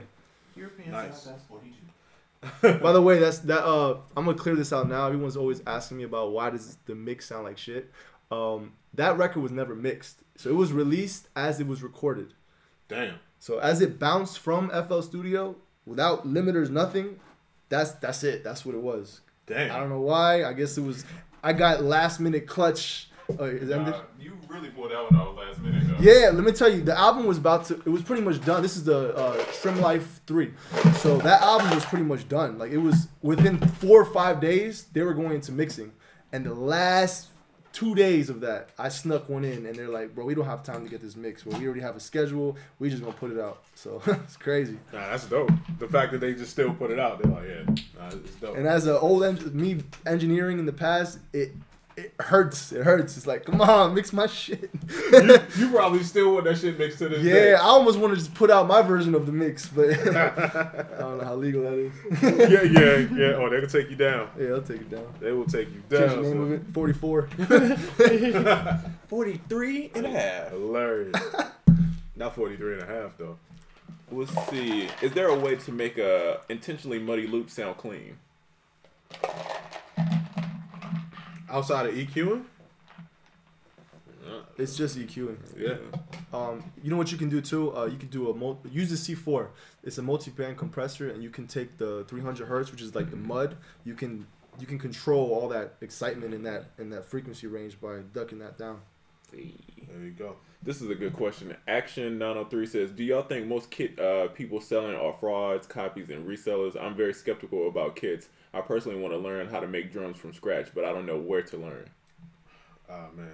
All right, it's killing me not to jump out here and be first on this. Now, go ahead. Listen, I won't say most people that are selling kits are frauds, but a lot of them are.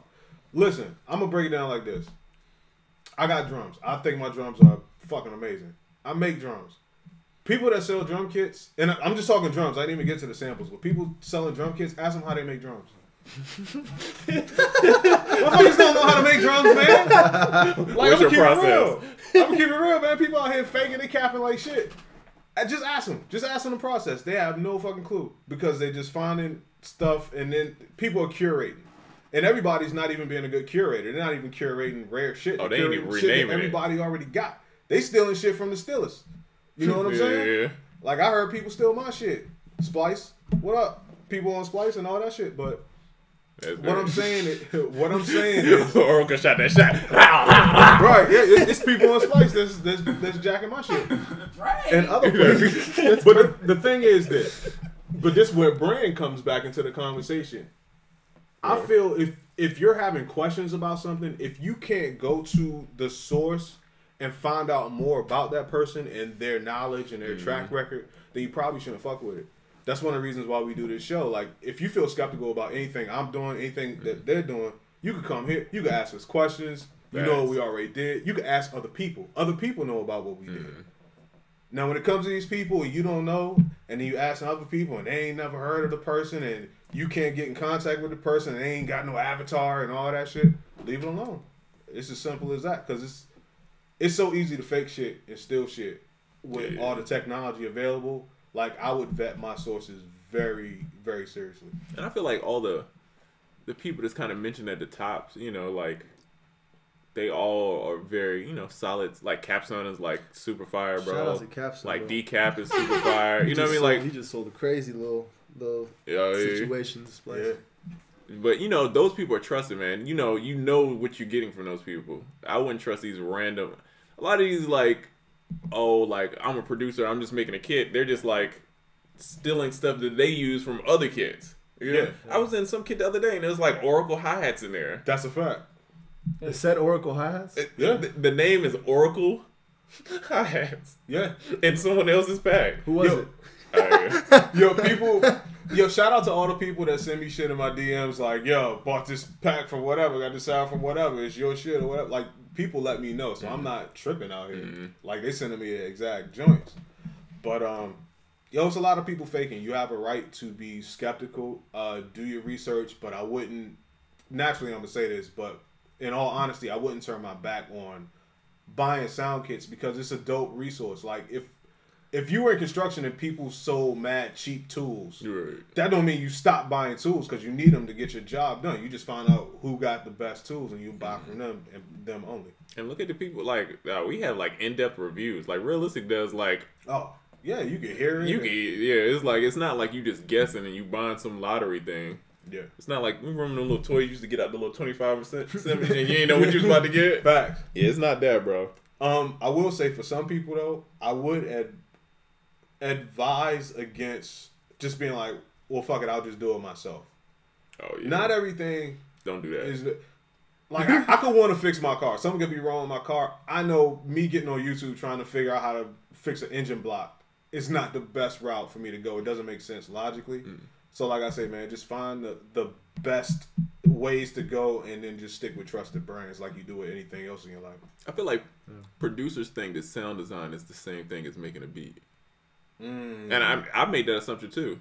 Because, you know, I'm around the sound guy, you know what I mean, all the time. So I'm like, all right, I'm going to get into the sound game. It's going to be easy. Right, it took me like, as far as like the sounds, the business and all of that, it took me a year and some change, bro, to kind of get it together, bro. Of like practicing, figuring out what worked, what didn't work. I messed up a lot, you know, trying to do all it still. Shoot, I messed up, a couple weeks ago. It's always a longer road doing shit the right way. But there's always a time when the things that are wrong or the things that are cheap, it's this big sweep that comes through and exposes all that shit, and you don't want to get caught up in that. So you might as well take the slow burn and do the shit the right way and become an authority on it.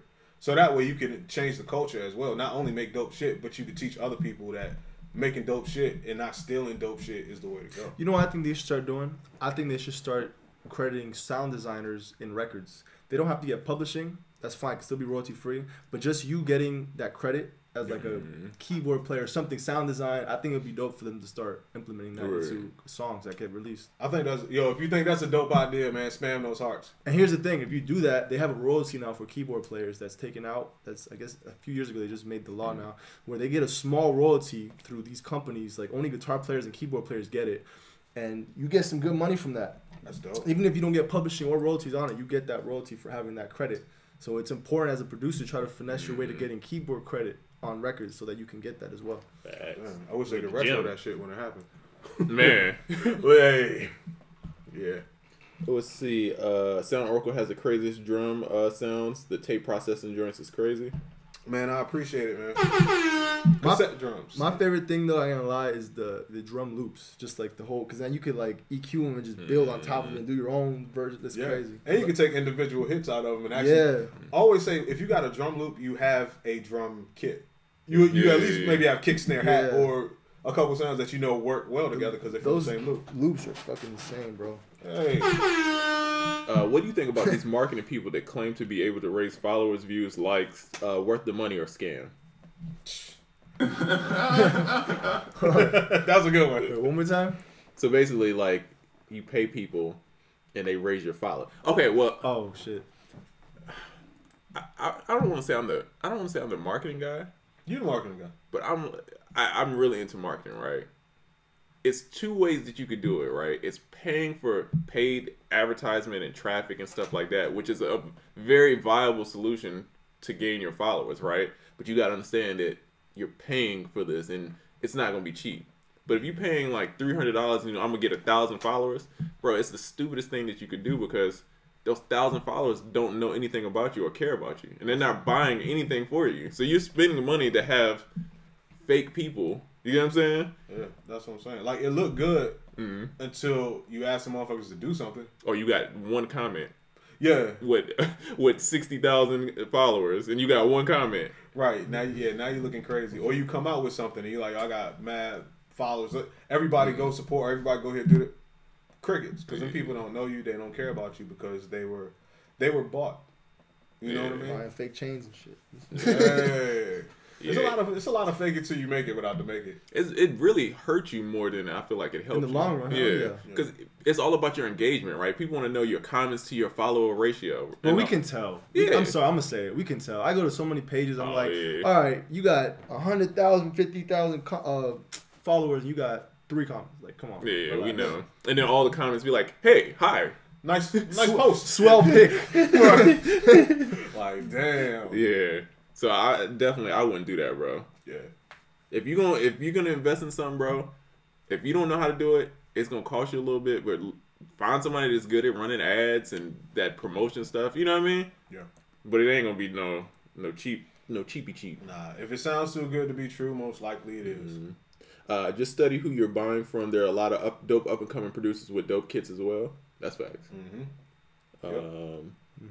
If you're a producer and you have someone that wants to add their influence, not in a beat making, but like with orchestra, how would you do splits, if any? Are they in the room? That's the question, really. If they're in the room with you and you're producing them, you're still the producer in the beat and the song. So if I'm telling them what to play and I'm telling them what to follow, I would give them like keyboard credit. I give them. I don't know about publishing though. Personally, if I'm producing, I wouldn't, because most of them are work for hire. If you're gonna hire an orchestra, you got to pay them up front. So I definitely wouldn't give them publishing. Yeah, publishing is for like when you create the idea. A lot of times people playing over top is not like, you know what I'm saying? It's like they're sprinkling sauce on it. They're not like the structure, if that makes sense. Yeah, most of the time you should set up, like Diego said, like a work for hire situation, so you already know what it is. Let's see. If you don't have a website landing page, why bother sending people to other sites to consume with no middleman? That's fact, bro. Yeah. You need to control your traffic. Fact. That is true. If you were in a situation where you had to start there first, like with other people, I kind of understand that too. It could be a good testing ground, but you should always be on the the mission to get your own shit set up as soon as you can, because whatever platforms you're relying on, they could go down. Yeah. Okay, this might be a dumb question, but is BeatStars and Airbit, is it a whole site, or is it like, can you embed the BeatStars thing within something else? I see what you're saying. I think it's a site, and you have your individual profile on the site, kind of like I'll go back to the Splice, kind of like a Splice, maybe. Okay. Like, you know, certain producers have a profile on there. I could be wrong. Somebody correct me if I'm wrong, but I think I'm right. I feel right. Let's see. Your 808 MIDI files are fire. Hey, appreciate it. Also, shout out to Realistic, man. He came in the clutch and helped with those too, man. That's from the 808 formula too. The first, to my knowledge, one of the first 808 packs that actually has MIDI files to put the 808s in. Dope. See, MySpace days, a lot of people pay good money for plays and counts. I mean, then it worked back then because the internet was new. But you gotta think, we all know what it is. You get what I'm saying? Oh yeah. And we all look at people's profiles and be like, "Yo, how did they get this many followers?" You know what I'm saying?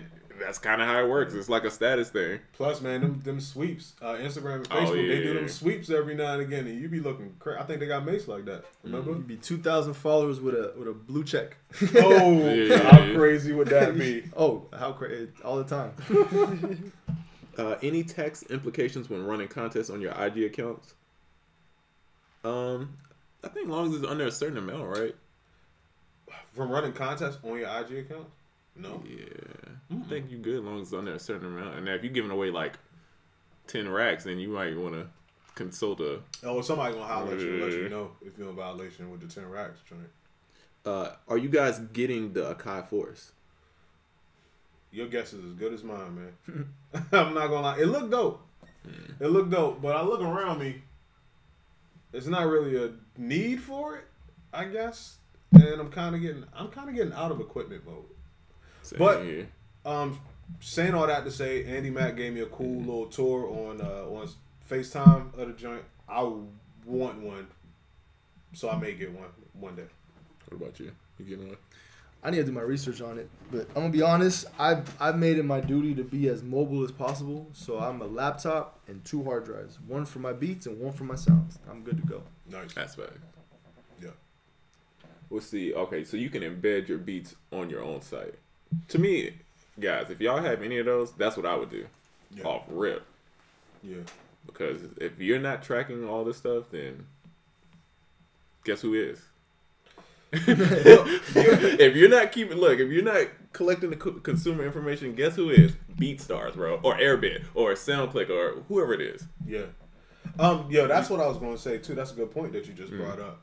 The key to all of this and the key to having your own shit is that you have contact with your customers directly. You have their email address and all that stuff. Just in case you switch sites or just something happens, you can have all of your customers. Like everybody was pressed to get this shit on iTunes, and Apple has all these people's information. You don't have any information. Nothing.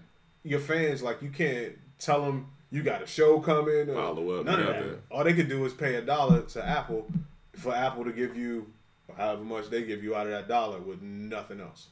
That's right. Yeah. When is that Diego Triller course going to be available? It's going to be, we aim at March. Mid-March.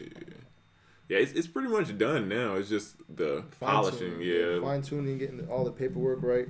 Nice. Because it comes with a lot of other things. Yeah. You're not just getting the videos. You're getting some PDFs on EQs and on gain staging, all that music stuff. theory. And you're also getting, what were we talking about, those templates. We're going to put templates on there as well for FL Studio, Logic, and Ableton.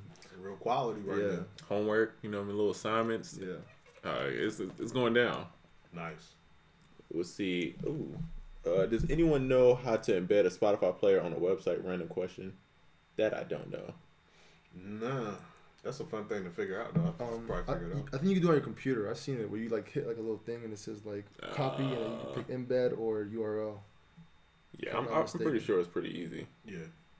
Let's see. Hold on. Someone is asking. Oh, I wish y'all would do tutorials on sound design. It's difficult, and I have respect for what y'all do, but I want to make my own sounds, and YouTube doesn't have many tutorials on it. Those are the secret sounds. Yo, I'm not gonna lie. A lot of stuff is secret. I'll keep it real with you too. I don't know how other people make sounds. I have no clue. Yeah. I may try to do something one day. It was never my desire to like teach sound design. Yeah. That's too design. much of a. You gotta. It's like somebody's like, yo, teach me calculus. But you gotta learn addition, subtraction, then multiplication, and division, and then how all that works. I feel like the best thing you can learn if you want to do anything in music is just learn your ears, man. If you get your ears right, everything else works. Like you can make beats on the freaking table. It doesn't matter. You have good ears, man. Listen to music and know what to listen for. Yeah, a lot of it is feeling.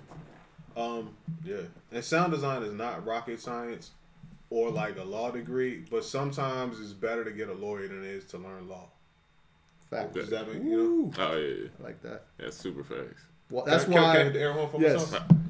And that's why I work with a lot of keyboard players because I can play keys. I know keys well, but sometimes if I'm doing an R&B record, I'd rather just have someone lace the keys in 30 seconds and have me sit there for, you know what I'm saying, 10 minutes to figure out a progression. Right.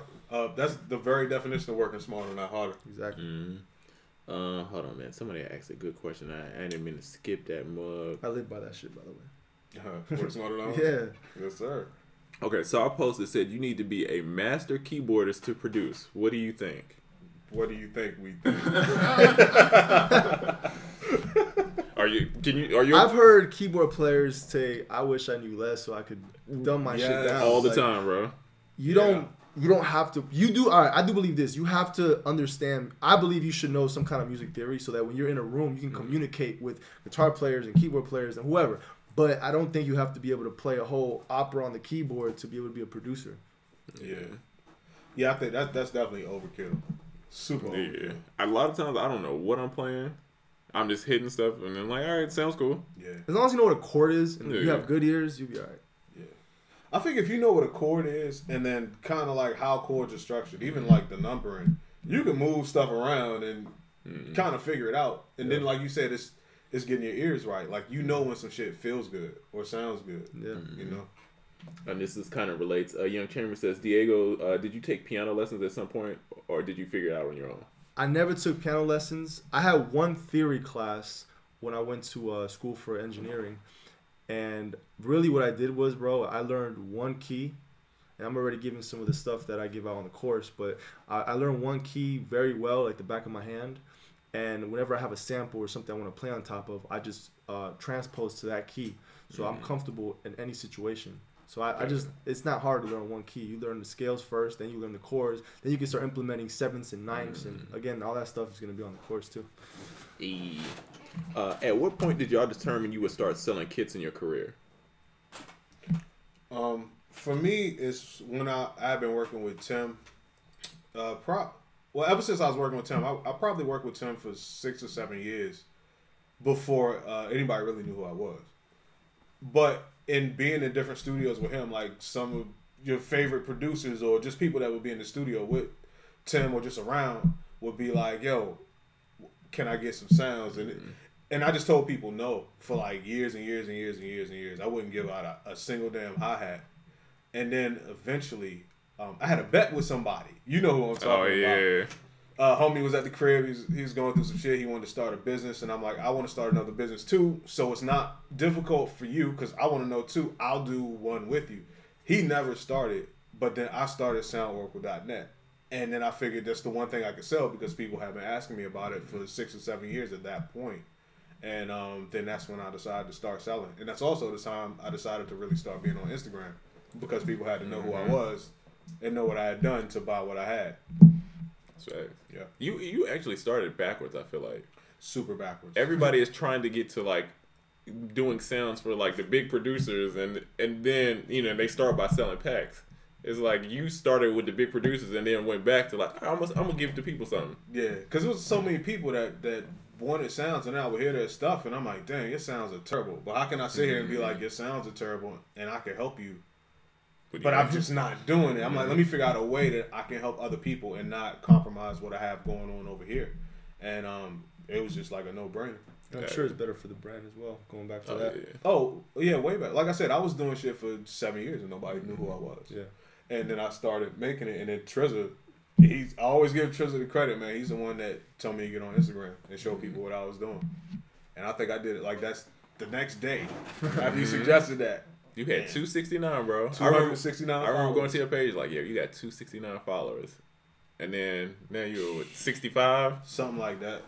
Yeah, crazy, bro. Yeah. And then I got into sounds because I was around the sound guy. You know what I mean? I learned a lot, so I ended up, messing around. It took me a while to kind of get it, but then Now you picked it up pretty quick though. From like somebody that never did it to having a bit, because you gotta think about it. Not only were you able to do it, but you were able to also make a business doing it and set up a brand doing it and look natural while you did it the whole time. So big shout out to Trizza, man. Span those hearts for Trizza. Hey, appreciate it. Because it looked natural. Somebody who didn't know anything about it to being where you are now without it looking like it, that's a big feat. I appreciate it. Shit. You got some dope sounds too. Yeah. You be sending me some wild beats, man. Yeah. Hey man, learn from the squad, man. Is there a site that you guys sell? You guys use to sell donated gear? Trizza mentioned it in a while back, and I can't find the episode. I don't know. I'm a gear hoarder, so. I mean, I still eBay it a up. whole room full of gear over there. Oh shit! What was the joint? The app? Didn't you use the app? It's like Craigslist, but it's better. OfferUp. OfferUp. Oh yeah. I would check that. Yeah. I'm trying to think what else. I got these chairs off of OfferUp. Then I start selling them. Oh shit. Yeah. I'm trying to think what else. Oracle hustle. That was a hustle. Yeah, I was like, oh, that's dope. What did I say when I first sat down? Like, oh, this is comfortable. Yeah. Good for my bike. I'm a bike. Typically, do you guys start with chords, loop, or drums? All three. I use, sometimes it depends what the vibe is. If I can't come up with some music, I'm like, I need inspiration, I'll start with the drums and then build off of that. Or sometimes I just want to go on the keyboard. Sometimes I want to find a loop. Listen, I don't make beats for producers. If I want to use a loop, I'm going to use it. I don't care. Talk about it. Yeah. Just get the job done. Oh, yeah. Yeah, with me, I usually start with melody. Coming from being a sample-based producer, I usually start with melody. But I will say it's more fun and a good change of pace to start with drums. It's what I call fishing, because I'll have loops and I'll make all my stuff perfect loops. So if I get the drums right, I can just load up a bunch of shit and just start pressing buttons.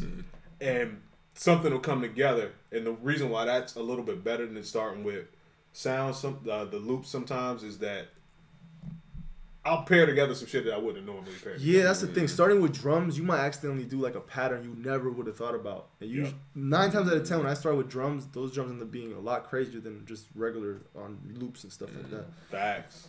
What about you, young Trizza?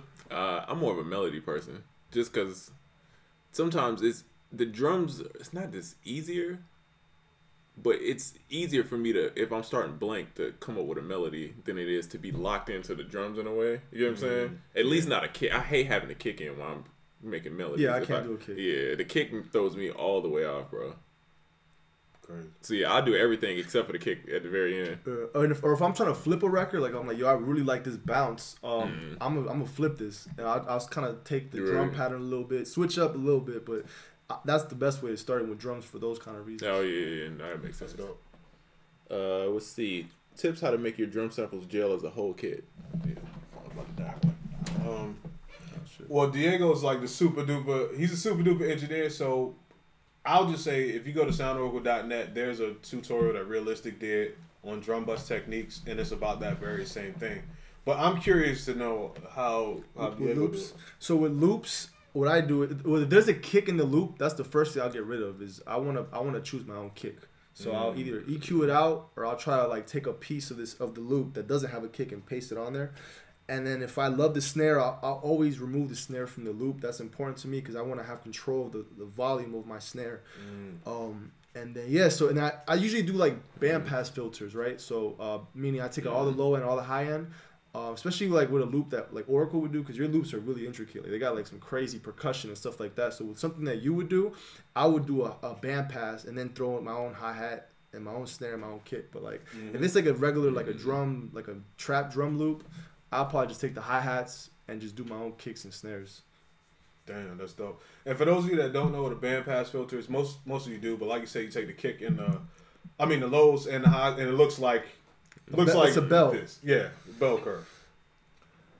Another thing too, if you want to remove like a kick or a snare and there's no way to do it because the loop won't let you, you can use I use Nicky Romero plugin for that. It's like a side chain. It kind of gives you that pumping and breathing sound. Nice. So whenever that kick or the snare hits on the 1 or the 2 or the 4 or whatever, it won't hit. It's not there. It's like you hear it, but you can kind of mask it with a sound on top of it. Let's see. Anthony said offer up is the truth. Yeah. So yeah, that might be a good place to check that joint out to sell gear. Guitar Center used section online is good for gear also. I actually need to use it. I got some speakers, bro, they're just sitting. I need to get rid of them joints. Oh, okay. Yeah, I've never even thought about Guitar Center having a used thing online. I didn't know. No, sure. Bro, I go to Guitar Center just to touch it in real life and then order on Amazon. Yo, that's... I know that's cold-blooded. Guitar Center's... They don't price match? I don't know. It's something about I just rather buy on Amazon, bro. Damn. So even if you at the store, because I'm the guy that goes to the mall, bro. And I know this sounds crazy. I'll walk through the mall and just kind of look at what I want, and I'm like, all right, I'm coming back for this. And then when I want to buy it, I just walk in there and buy it, and I get out. I don't want to be in the store long. It's like, all right, I'm with you. Triz is the guy that'll go see what's out in the movie so he can watch it at home bootleg. Oh yeah, facts. Just pull up to the movie, take a picture of the sign. Ain't nobody paying no $20 for no popcorn. Look this up real quick. Any other ways to save on CPU in Ableton other than freezing? Oh yeah, I guess I could talk about that plugin now. Now that I remember it, it's called. I think I talked about it on the show before. It's called Green Switch. If you use Green Switch on a track,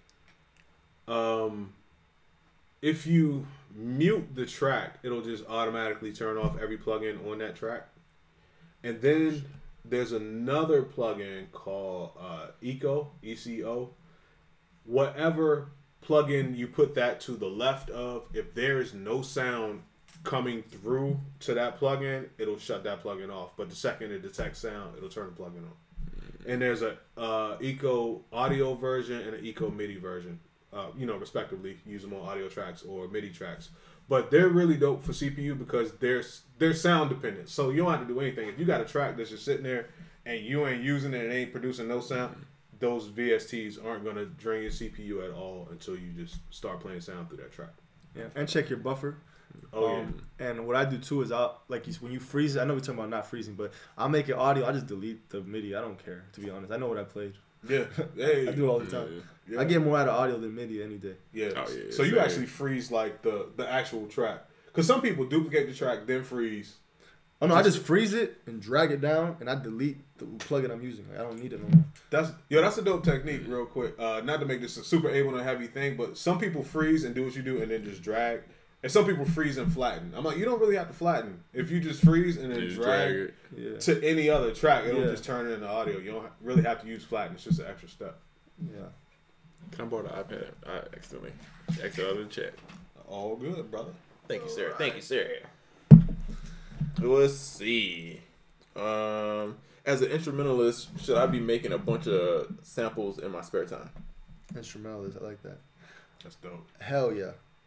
Yeah. I feel like, before I jump into any session, to be honest, I'm always going to be prepared, right? Mm-hmm. Preparation is key. So in the morning, I'm going to sit there and go through samples. I'm going to find everything I need. So when I pull up to the session, I want them to say, holy shit, this guy's got everything in his computer. When really all I did was just take an hour out of my day and prepare. Mm-hmm. So hell yeah. That's dope. And if you think about it, you're actually already doing that. The only step you have to do is to put them in a place where you can come back to them later. Because even if you're making tracks, essentially you're just making a bunch of loops. So, if you save them somewhere in your browser, like the ones that are dope or the ones that you like, and you could always go back to them, you're already doing 80% of the work already. And do that for drums, too. Sometimes it helps you just quickly just throw drums on something when you're collabing. Definitely. Especially hi-hat patterns. I love doing that with hi-hat patterns. Yeah, hell yeah. Way back early on, was it something that really helped you get your name out there? For me, it was obvious. It was working with Polo and Timberland. Yeah, that was easy for me. Yeah, for me, it was taking the engineering route because when I was engineering, I was working with a lot of artists. Like I was engineering for a lot of big artists, and eventually I knew everybody in my city, which was Miami, Florida. And then after that, when I got my pub deal and I started, getting placements, those same people already knew who I was, and I was like, yo, let's work. You know me, I know you. We got a relationship. Right. Let's do it. So.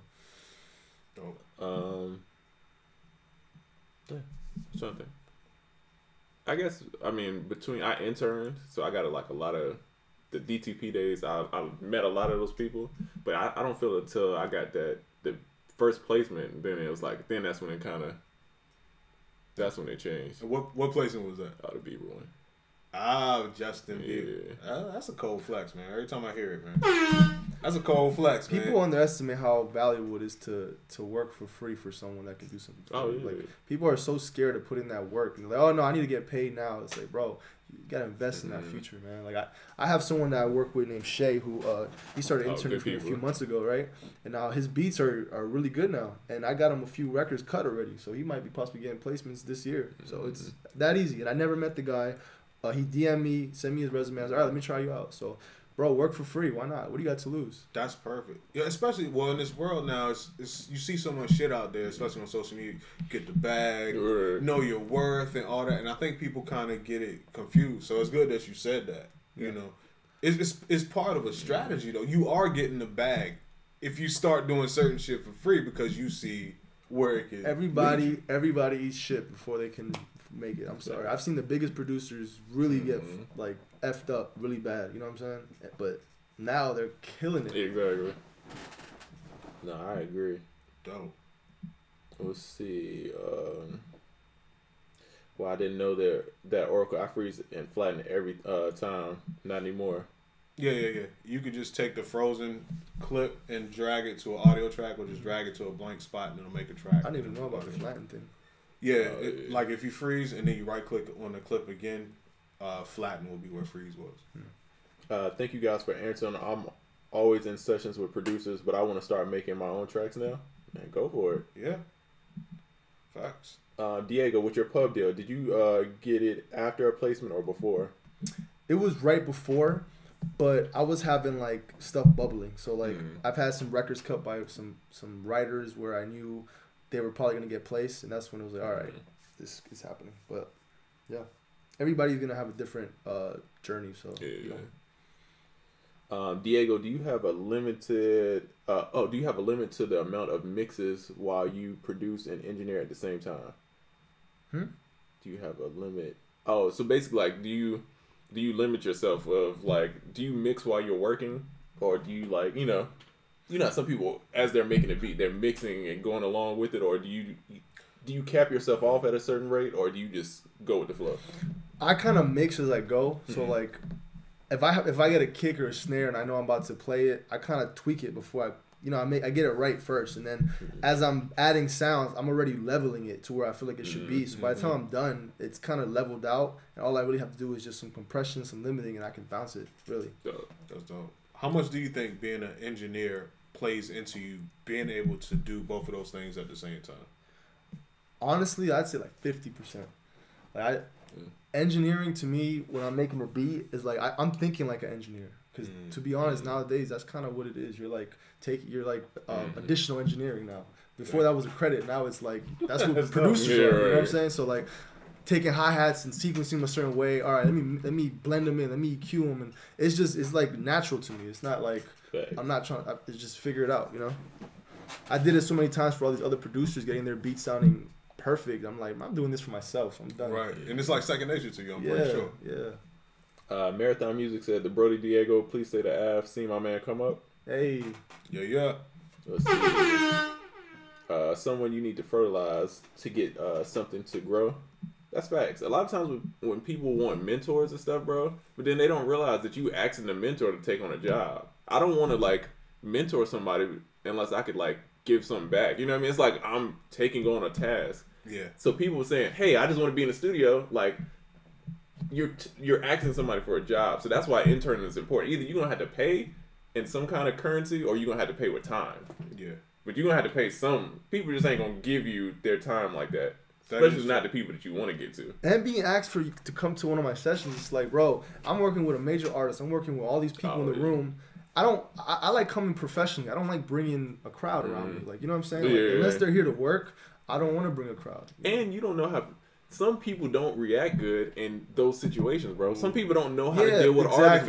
You want me to trust that you have studio etiquette? Why would I put my career on the line just so you can have this little opportunity that you didn't earn? Bro, I got a homie. You know who I'm talking about, Oracle. I brought him around Oracle. He's over here acting crazy. I'm like, bro, chill, bro, chill. Hey, he was alright. Every studio session, he acts wild, and this is why I can't bring him nowhere, bro. Like, you the homie from a distance. Bro, I had somebody actually ask the artist I was working with for their number to work with them. To like, Ooh. they were like, hey, I got some beats too. I'm like, bro, like, really? Never again. That's a whole course right there, studio etiquette. Yeah. It's very like it's valuable. Yo, studio etiquette and DM etiquette. Oh yeah, super fact. But if you are lucky enough to get into a room and you're not currently working in that session, you're just invited, you need to be a ninja in that room. Stay in the back, observe, shut up, don't speak unless you're spoken to, and if someone actually do something, just do it. Yes. That's how it was. My first couple years, like working with big art, sound designing, I'm just there, quiet. Yeah. Whenever they leave, whatever, I'll just go update some shit, whatever, sit back down. And after a while, it just became one of those things where like, everybody get out. Except for you, Black. You good. You can stay. And then I start being privy to other shit. Yeah. But it's from years of being quiet, doing my job, not being stupid when certain people are around. You'll get those privileges because it's not really about you. It's about the other person learning that you're okay in this environment. Because people expect you to be crazy as hell until proven otherwise. That's a lot of it, bro. A lot of times when people don't be inviting people to studios because you don't know how they... Bro, if I don't really know Drake, for example, and I get a session with Drake, why the hell I'm going to invite some random person? Yeah. You know what I'm saying? Like, it makes no sense, bro. I'm setting myself up for failure. Especially, a lot of times, we don't know the artists like that. We barely... It's like, we cool enough, but it's not like, yo, I'm going to bring the homies through. Mm-hmm. You know, I don't know. And then, to me, sessions are better when they're small. Like, it's just the people that's working. I don't want 20... I don't like the vibe, ambiance, 20 people in a room sessions. Yeah. Them be the worst, bro. It do. You know? Bro, I've been in sessions with... I'm not exaggerating. It's literally 30 people in the room, though. It's a party. It's a party, bro. But, some artists can work through that. They get their stuff done. But it doesn't make it very work-friendly. Yeah. It's crazy. Damn, it definitely goes down like that, though. That's chaotic. Which guy used to do that? The one person I seen finessing is really good, Polo. Oh, yeah. But we were at Interscope, and that little front room was small as hell, guys. And it'd be about 20 people in that joint. And that room was probably like from the end of that table over there to this wall. With all the real big studio equipment, big board, all that shit. So you probably had as much space from that table to right here. And guess what? All those people are going to alter the sound in that room. That's the other crazy thing. Oh, yeah. Good point. So poor engineer that has to deal with that shit. Yeah. Damn. They got the hardest job. They got the hardest job as the engineer. Yeah. Diego, you once mentioned it becoming someone people enjoy being around. Can you elaborate?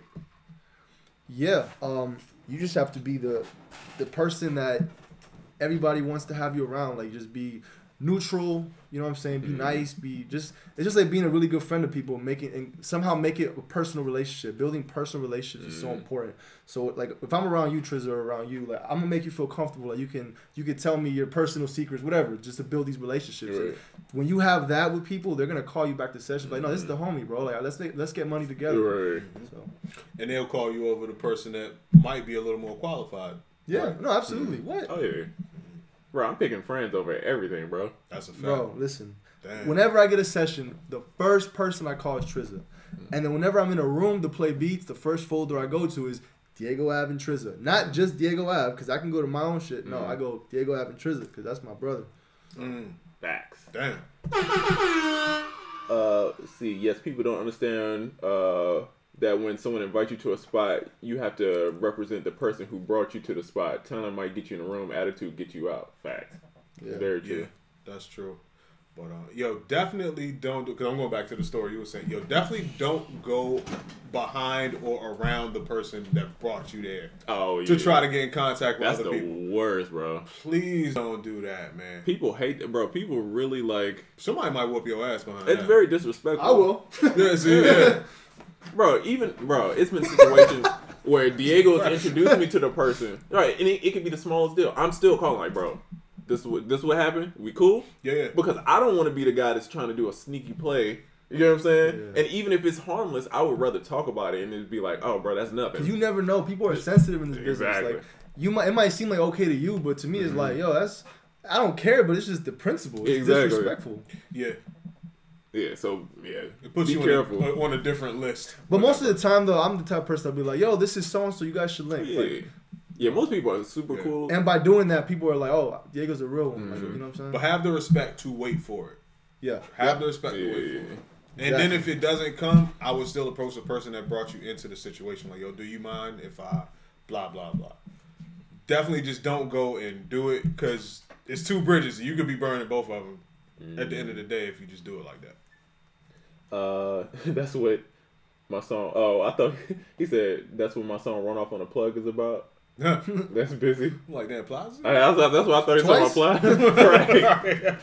Right. Not once, but twice. Diego, do school grades significantly matter when it comes to getting to a school like SAE? Do school what grades? Yeah. They say yeah, but nah, you're good, bro. As long as you graduate, they just want to see they want to see your diploma, and you should be good.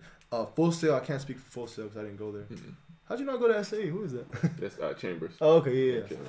What's up, bro? Yeah, we doing that research, man. They know you, bro. Yeah, that's scary. You guys, I haven't said the word SAE because they didn't cut me a check yet.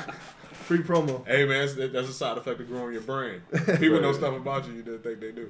They over here giving you the Narwhal questions. Fact.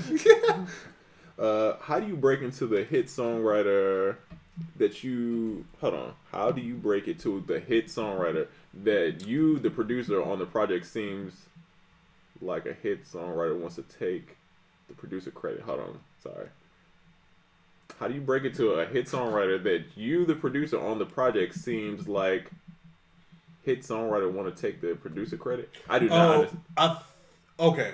It sounds like, and I could be wrong as hell, it sounds like you're a producer, there's a songwriter, they might have gave you some suggestions or some shit, and now they're trying to take a piece of the production credit. How big the suggestion? I mean, if he's sitting there telling you, all right, put this here, put that there, all right, let's move this around for the hook. If he's producing you, then why not? Yeah. That's fair. But if he says, oh, yeah, that kick, turn it up a little bit. All right. Yeah. That's different. Like, you know what? That's not good. Make it better. Yeah, that's different. That ain't getting it. Yeah. Make it sound like it's in the ocean underwater while traveling backwards. Like, I've got some crazy... Not the spider sounds. You mean reverb? Like, yeah, that thing. Like, all right, yeah, you ain't getting nothing from it. Nothing. Underwater. Let's see. Where should we offer up free work, online or in person? So where should you intern? I mean, if you could do it in person, I would say... Yeah. Yeah, my first internship was at a studio, so I actually saw it online. I applied, and they brought me in, and I didn't get the job. The second time, it was through a friend recommendation, and then I got the job because it was an interview through a different person. Oh, that's crazy. Yeah. Yeah, definitely in person though. That's why I say like one thing like Busy, all these people they pull up, bro. Diego pulls up, bro. Like it's not like we're internet friends too in a way. Like we know a lot of us know each other through the internet, right? But, like, but we still gonna if it's an event, it's something we pulling up to shake hands. It's different when you do that kind of thing. So being around somebody in person and you shaking hands, you're building a bond with them. It's way different than just on the internet and I'm answering emails with somebody. Yeah, that's a really good point. I think pulling up. Since the internet is out there and it's so easy to get in contact with people through social media and email and all that, still don't underestimate the value of pulling up on somebody. It's a better bond. You kind of get the relationship established faster. You kind of see what it is a little bit faster. Like, for instance, I think this is my third or fourth time meeting Diego. Diego lives in California. We in Atlanta right now. And it's my third or fourth time meeting him. So, like, pulling up is super valuable. Oh, shit. He just messed me all the way up. It's all good. I wanted to see the questions. My bad. You good. Did he get off the judge? Yeah. No, you good. That's linked to that? Yeah, I was reading those questions. So when you X out, all the questions disappeared. But I had it up on here, too, so we could I had it. I'm Y'all too technical for me, bro. I'm prepared. I'm scared to hit any button in here. This is like... Hey man, alien sounds. All black keys. Just use the black keys. Hold on, let me get back to where I was at. Okay, we Gucci. Trizza, did you go to college? I did, but I didn't finish. I went to the AUC, Clark Atlanta University. I enjoyed it. For me, I got from college is networking. Yep. A lot of the people that I went to college with, my roommate was a dude named Trev Rich. He was signing Cash Money. I don't know what Trev's doing now, but he's like, Joe Budden talks about him all the time. Oh shit! Like he's on the Spider-Man movie. Like this is my roommate in college. Jace from Ear Drummers that's in 2-9. We all stayed on the same dorm. Who else? It's like all of us. We're all in music and we all lived on the same dorm. So through them, I met all those people, which helped get other gigs, other placements. It helped out with the networking. College is great. Yeah. So for that, college was great. But for Sally Mae, terrible. Trash. Oh yeah. Fuck that. Oh, trash. And for learning, I was it's trash. For life, it's awesome. Yeah. Shit, my first year of college, I came to the dorm. I had my music shit, and you know who stayed on the same floor as me? Brian Kidd. Oh yeah. And that's how we met. Just me. That was like my first month of college. Right. So yeah, it's crazy. Trev Rich the rapper. Yep. Trev stayed in New Res, 105. Damn, New Res. Yep. A new residency though. New residency, bro. That shit was called OC, Stuff O'Connell. I said it stood for off campus. That bitch was far as hell from class.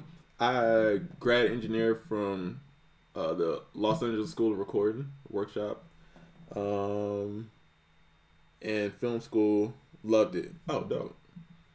It's crazy. My old, not college roommate, but afterwards, he teaches there. I don't know if he still does. Dang, nice. With the School of Recording. What are the best places to pitch songs for songwriters in LA? Studios and labels. Yeah, I don't know. How else do you pitch songs? Well, you don't really pitch songs for songwriters. You pitch beats. Yeah. But I get what you're saying. Just find them at studios, man. Find a way to get into a studio and yeah, try to meet them out there. Nice. He's from Denver, right? Yeah, that's him. Dog, Trev Rich got me my first studio session. My first big studio session. Oh shit. At the Artist Factory, because his dad was cool with the dude who ran ASCAP. So when I came to Atlanta, I had a meeting with ASCAP off rip, and then they let us get in the studio, bro. That's great. Will Diego and Game be at the event on the 16th? They're putting the pressure on you, cuz. Man, they want you out here, cuz. Well, let's talk about it. GK. I don't know. Busy. I don't know. Busy here asked, but I don't know. Maybe. Yeah. Is he still in here? Maybe he can answer. Do you roll up to labels too? I don't really smoke. No, yeah. I take meetings. To be honest, meetings are just meetings. That's all it is. It's just what we're gonna do, but it's not. I'm not a big fan of taking meetings. I'd rather just work. Like, let's just do it. But yeah, I rolled up to labels a few times. People I know, I have some relationships in some of these labels with some of the A&Rs that are really dope. So. Who were your top influences as far as production? Like, who kind of I'm from Virginia, so Tim and Pharrell molded. I feel like same kind of for Oracle. What about you? Who was I loved Tim growing up, but to be honest, I was always into real dark production. I was messing with Alchemist and old Swiss. So and you can hear it in my production that I love putting real dark demonic sounds into hard trap drums. That's just I've always loved that because I also love DMX. So because of that, all this stuff just kind of translated into my music. Dope. Oh, that's dope. And he's going on tour, so I'm excited. I'm gonna catch that. DMX? DMX, yes. Yeah, absolutely. Yeah, he looking good too, man. He looking healthy, he did. Man, I want to see him do good, man. It's sad. Yeah. He's one of the first people I remember in hip hop that didn't he put out more than one real album in a year? Yeah. He's one of the first motherfuckers he was popping. I got an album. I got another album. Everybody else was 2 years, 3 years, another album. And his book is really good. I don't know if you ever read it. No. The story of Earl Simmons is his real name. That book is really incredible. Really good. Yeah. I feel like he probably had a crazy life. He had a crazy life, bro. It's certain people, man. It makes sense on why he's... I think DMX, Mike Tyson, those are the same type of person to me. Yeah.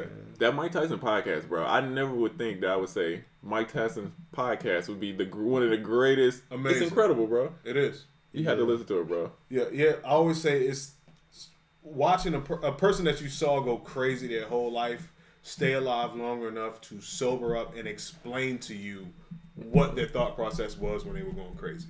But they explain to you in a sane way now because they're sane. That's the Joe Rogan one? No, it's it's called Hotboxing with Mike Tyson. Yeah. Oh, wow. The Joe Rogan one's crazy, too. Oh, yeah. When he's talking about doing LSD, I'm like, explaining it in detail what it feels like. I'm like, yo. Yeah. Mike be talking about the toad. Yeah, that's what. Yeah. I'm good. What was the name of that book again? I think it's called The Biography of Earl Simmons. Yeah.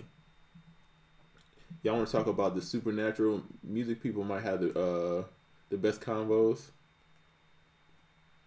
You know, when we're talking about supernatural shit, people might have the best combos. That's true. Because I feel like we in tune. We all about the vibes and the waves and shit. Yeah. Plus, different parts of our brains be firing up during, So we got a couple more minutes. If y'all have questions for young Diego, make sure y'all put them in the chat, man. Yeah, man. Speak now, forever hold your peace. Don't DM me later because I ain't answering them. Don't at me. How on the scale of 1 to 10, how disgusting is your DMs with producers and artists trying to send you songs? Sorry, I was reading that when you said that.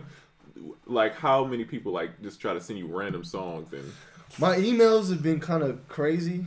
Good thing I don't check them. I send them to my manager so he gets them. But yeah, a lot of them has been wild. Like I had a couple mothers trying to get their 10-year-old son for me to listen to them write. It's just wild stuff. Whoa. Yeah. That's so weird, bro. A 10-year-old writer. The idea seems. What are you writing about? Yeah, it's like. Yeah, but I'm gonna be honest. I don't really if I don't know you like that, I don't even open it. Oh, yeah. Quintendo Power says, "Who has the filthiest bass lines?" All right. I personally, this is just me. I fuck with Ronnie J's bass lines. I feel like his sound selection of basses to me are crazy. Hey, he's fire. Dope. Can't be mad at that. Yo, is somebody gonna judge me because I'm just now posting that we're live? Oh, snap. I'm just now posting that video. That's all good, bro. Yeah, just let you know. What do you think the best thing I could be doing right now while in high school? Perfecting your craft. Facts. That's a good question and a great answer. Thanks. Yeah. I don't know what else to add on that one. Yeah, that's pretty dope. Any new tutorials coming? I know I got some. I got some coming. I got one coming on Monday. I don't remember. I don't want to say the name because I got 3 of them lined up. Of course, Realistic did them. I don't know what the names of them are, but I got one coming Monday. Dope. Yeah. As soon as this course is done, I'm back on putting my stuff out. My main focus now is that. Man, I shot 2 videos there edited. It's just my week was hell this week, so I definitely didn't do any of that. I didn't put any of it out. So I'm probably working on that this weekend to get that out. Nice. Start my YouTube channel. Yeah, we gotta make one while I'm here. Oh yeah. Let's do it. Hey, do that. We might. We should do something. Right. Shit, whatever. Ain't nothing with that. We're already in North Carolina. Right, might as well take it. That's a fact, man. We're already in Chicago. Man, listen, for those of you that don't know, Diego's now witness. I don't live in Atlanta. I live in Georgia. It's a difference. It's different. I used to live in Atlanta, technically, not really. Nah, I don't even count Atlanta. I live in Georgia. Yeah, we're out here, out here, and barely Georgia. Let's see. Oh, Young Busy Works Beats is coming to the live show March 16th. Sorry, wrong button. He hit every emotion. Oh, yeah. I don't know. Yeah. The shot of Young Busy came through last year. Yeah, with the shiny shoes. He was there last year, and that was the Gucci's. That was our 3rd time with him. We did his joint in New York and in LA prior. Then he came to our joint in Atlanta. Yeah, so we just gonna run it back, man. We're gonna be 2 for 2. We got two of the guests announced. We got Young Realistic. Yep. We got Young Busy Work. We're gonna call Diego via Skype. You know what I mean? We'll figure it We'll out. put you on the big screen, cuz. Oh, JDT is in the building. He's gonna be there. Oh, nice. Vince Sanity. Is this Vince Carter? No, I'm sorry. Nah. How was Trizza? It was dope, man. I enjoyed it, man. Good little turnout. Man, DJing, man. Oh, how do you enjoying DJing, bro? You've been. Oh shit. I'm gonna tell you, DJing has become a really big hobby of mine. It's fun. It helps me get away from making beats and just vibe out into the music, and it helps me too understand reaction of the crowd, like seeing what sounds and what type of tempos get the best reaction from crowds. So it actually helped me become a better producer. Yeah, by like a lot. Did you see what people dance to, what drum patterns that work, what don't work? Yeah, it's crazy. It helps you simplify your music too. Wow. Being a DJ, I think, is like the closest thing to being like a pastor or like a Tony Robbins type. Because you just control. Just like you see that crowd right there, they sad right now. Watch me make them happy. I can make them sad again. I can make them sit down. I can make them stand up. Like, it's crazy as shit, right? Shake. Yeah, it was cool. Only thing about DJing, I got to get in my Kobe, like, Mamba thing, because the equipment kept messing up, so it would, like, throw me off. I kept trying to get in my groove, and it would be, like, it was popping, and, like, my headphones was being crazy. But once that was fixed, it was Gucci. It was smooth sailing. Oh, yeah, you look like you was in the zone. The pictures I saw, you look like you was in I was in that turn. You know, nothing little Jameson won't fix. Nice. You know what I mean? That's fine. What else do I want to ask? I feel like I'm trying to ask you all these questions why people, you know, what is the producer community? Somebody asked me some stuff. How you texture your synths? No, the question is like you be texting No, Diego, how do you texture your synth? Really depends on what I'm going for. If I'm doing like a more chill melodic vibe, I usually cut off a lot of the high end. I try to run it through as many different effects to just make it there, but not so in your face, like flangers and I don't want to give you all the sauce, but you know, just there's a lot of plugins that do that. Affected Mushroom is a crazy one too. I started messing with. But yeah, it's not like one way to do it. It's just whatever. Use your ears, bro. Whatever sounds right. Facts. Okay, so we got about 1:30. Any plugs, Oracle? Man, once again, March 16th, we're doing UnQuantized live. If you want more information after this podcast, I'm going to post it in my stories. It'll have a link to swipe up where you can go buy your tickets, find out more about it. Also, man, support soundoracle.net this weekend. The Oracle Pack Volume 4 is what I'm really going after this weekend. Also, my PayPal is down only until Monday. Hopefully, you can still use credit card or Google Pay. You like the self-checkout and it just says, like, credit card only? Yeah, if you try to pay with PayPal, it'll say there was an error. Please choose another payment method. Diego? Yeah, same thing. The online course coming in March. We also have a kit out called the Ultimate 2 Kit. You can get it. Thank you. I was like... Yeah, theproducerkit.com. It's on there. That's on my site as well, diegoav.com. And follow my Instagram and subscribe to my YouTube channel, which is on my URL on Instagram. Nice. I can't remember the top of it. Make sure you get Ultimate 2, man. Me and Diego collabed on that joint. Really, I just did the marketing. Diego did yeah, Diego did the sauce on that one. I'm with the play. That's fine. But yeah, get Ultimate 2, man. The live show is March 16th. Man, appreciate you. Thank you. Special guest, Young Diego. Yeah, definitely. Man, smash some hearts for Young Diego, man. Please, do that. Yo, by the way, should people send you links to their songs in your DM? Yeah, no.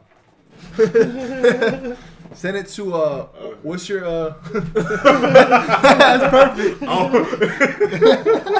YouTube, man. Appreciate y'all. All right, YouTube.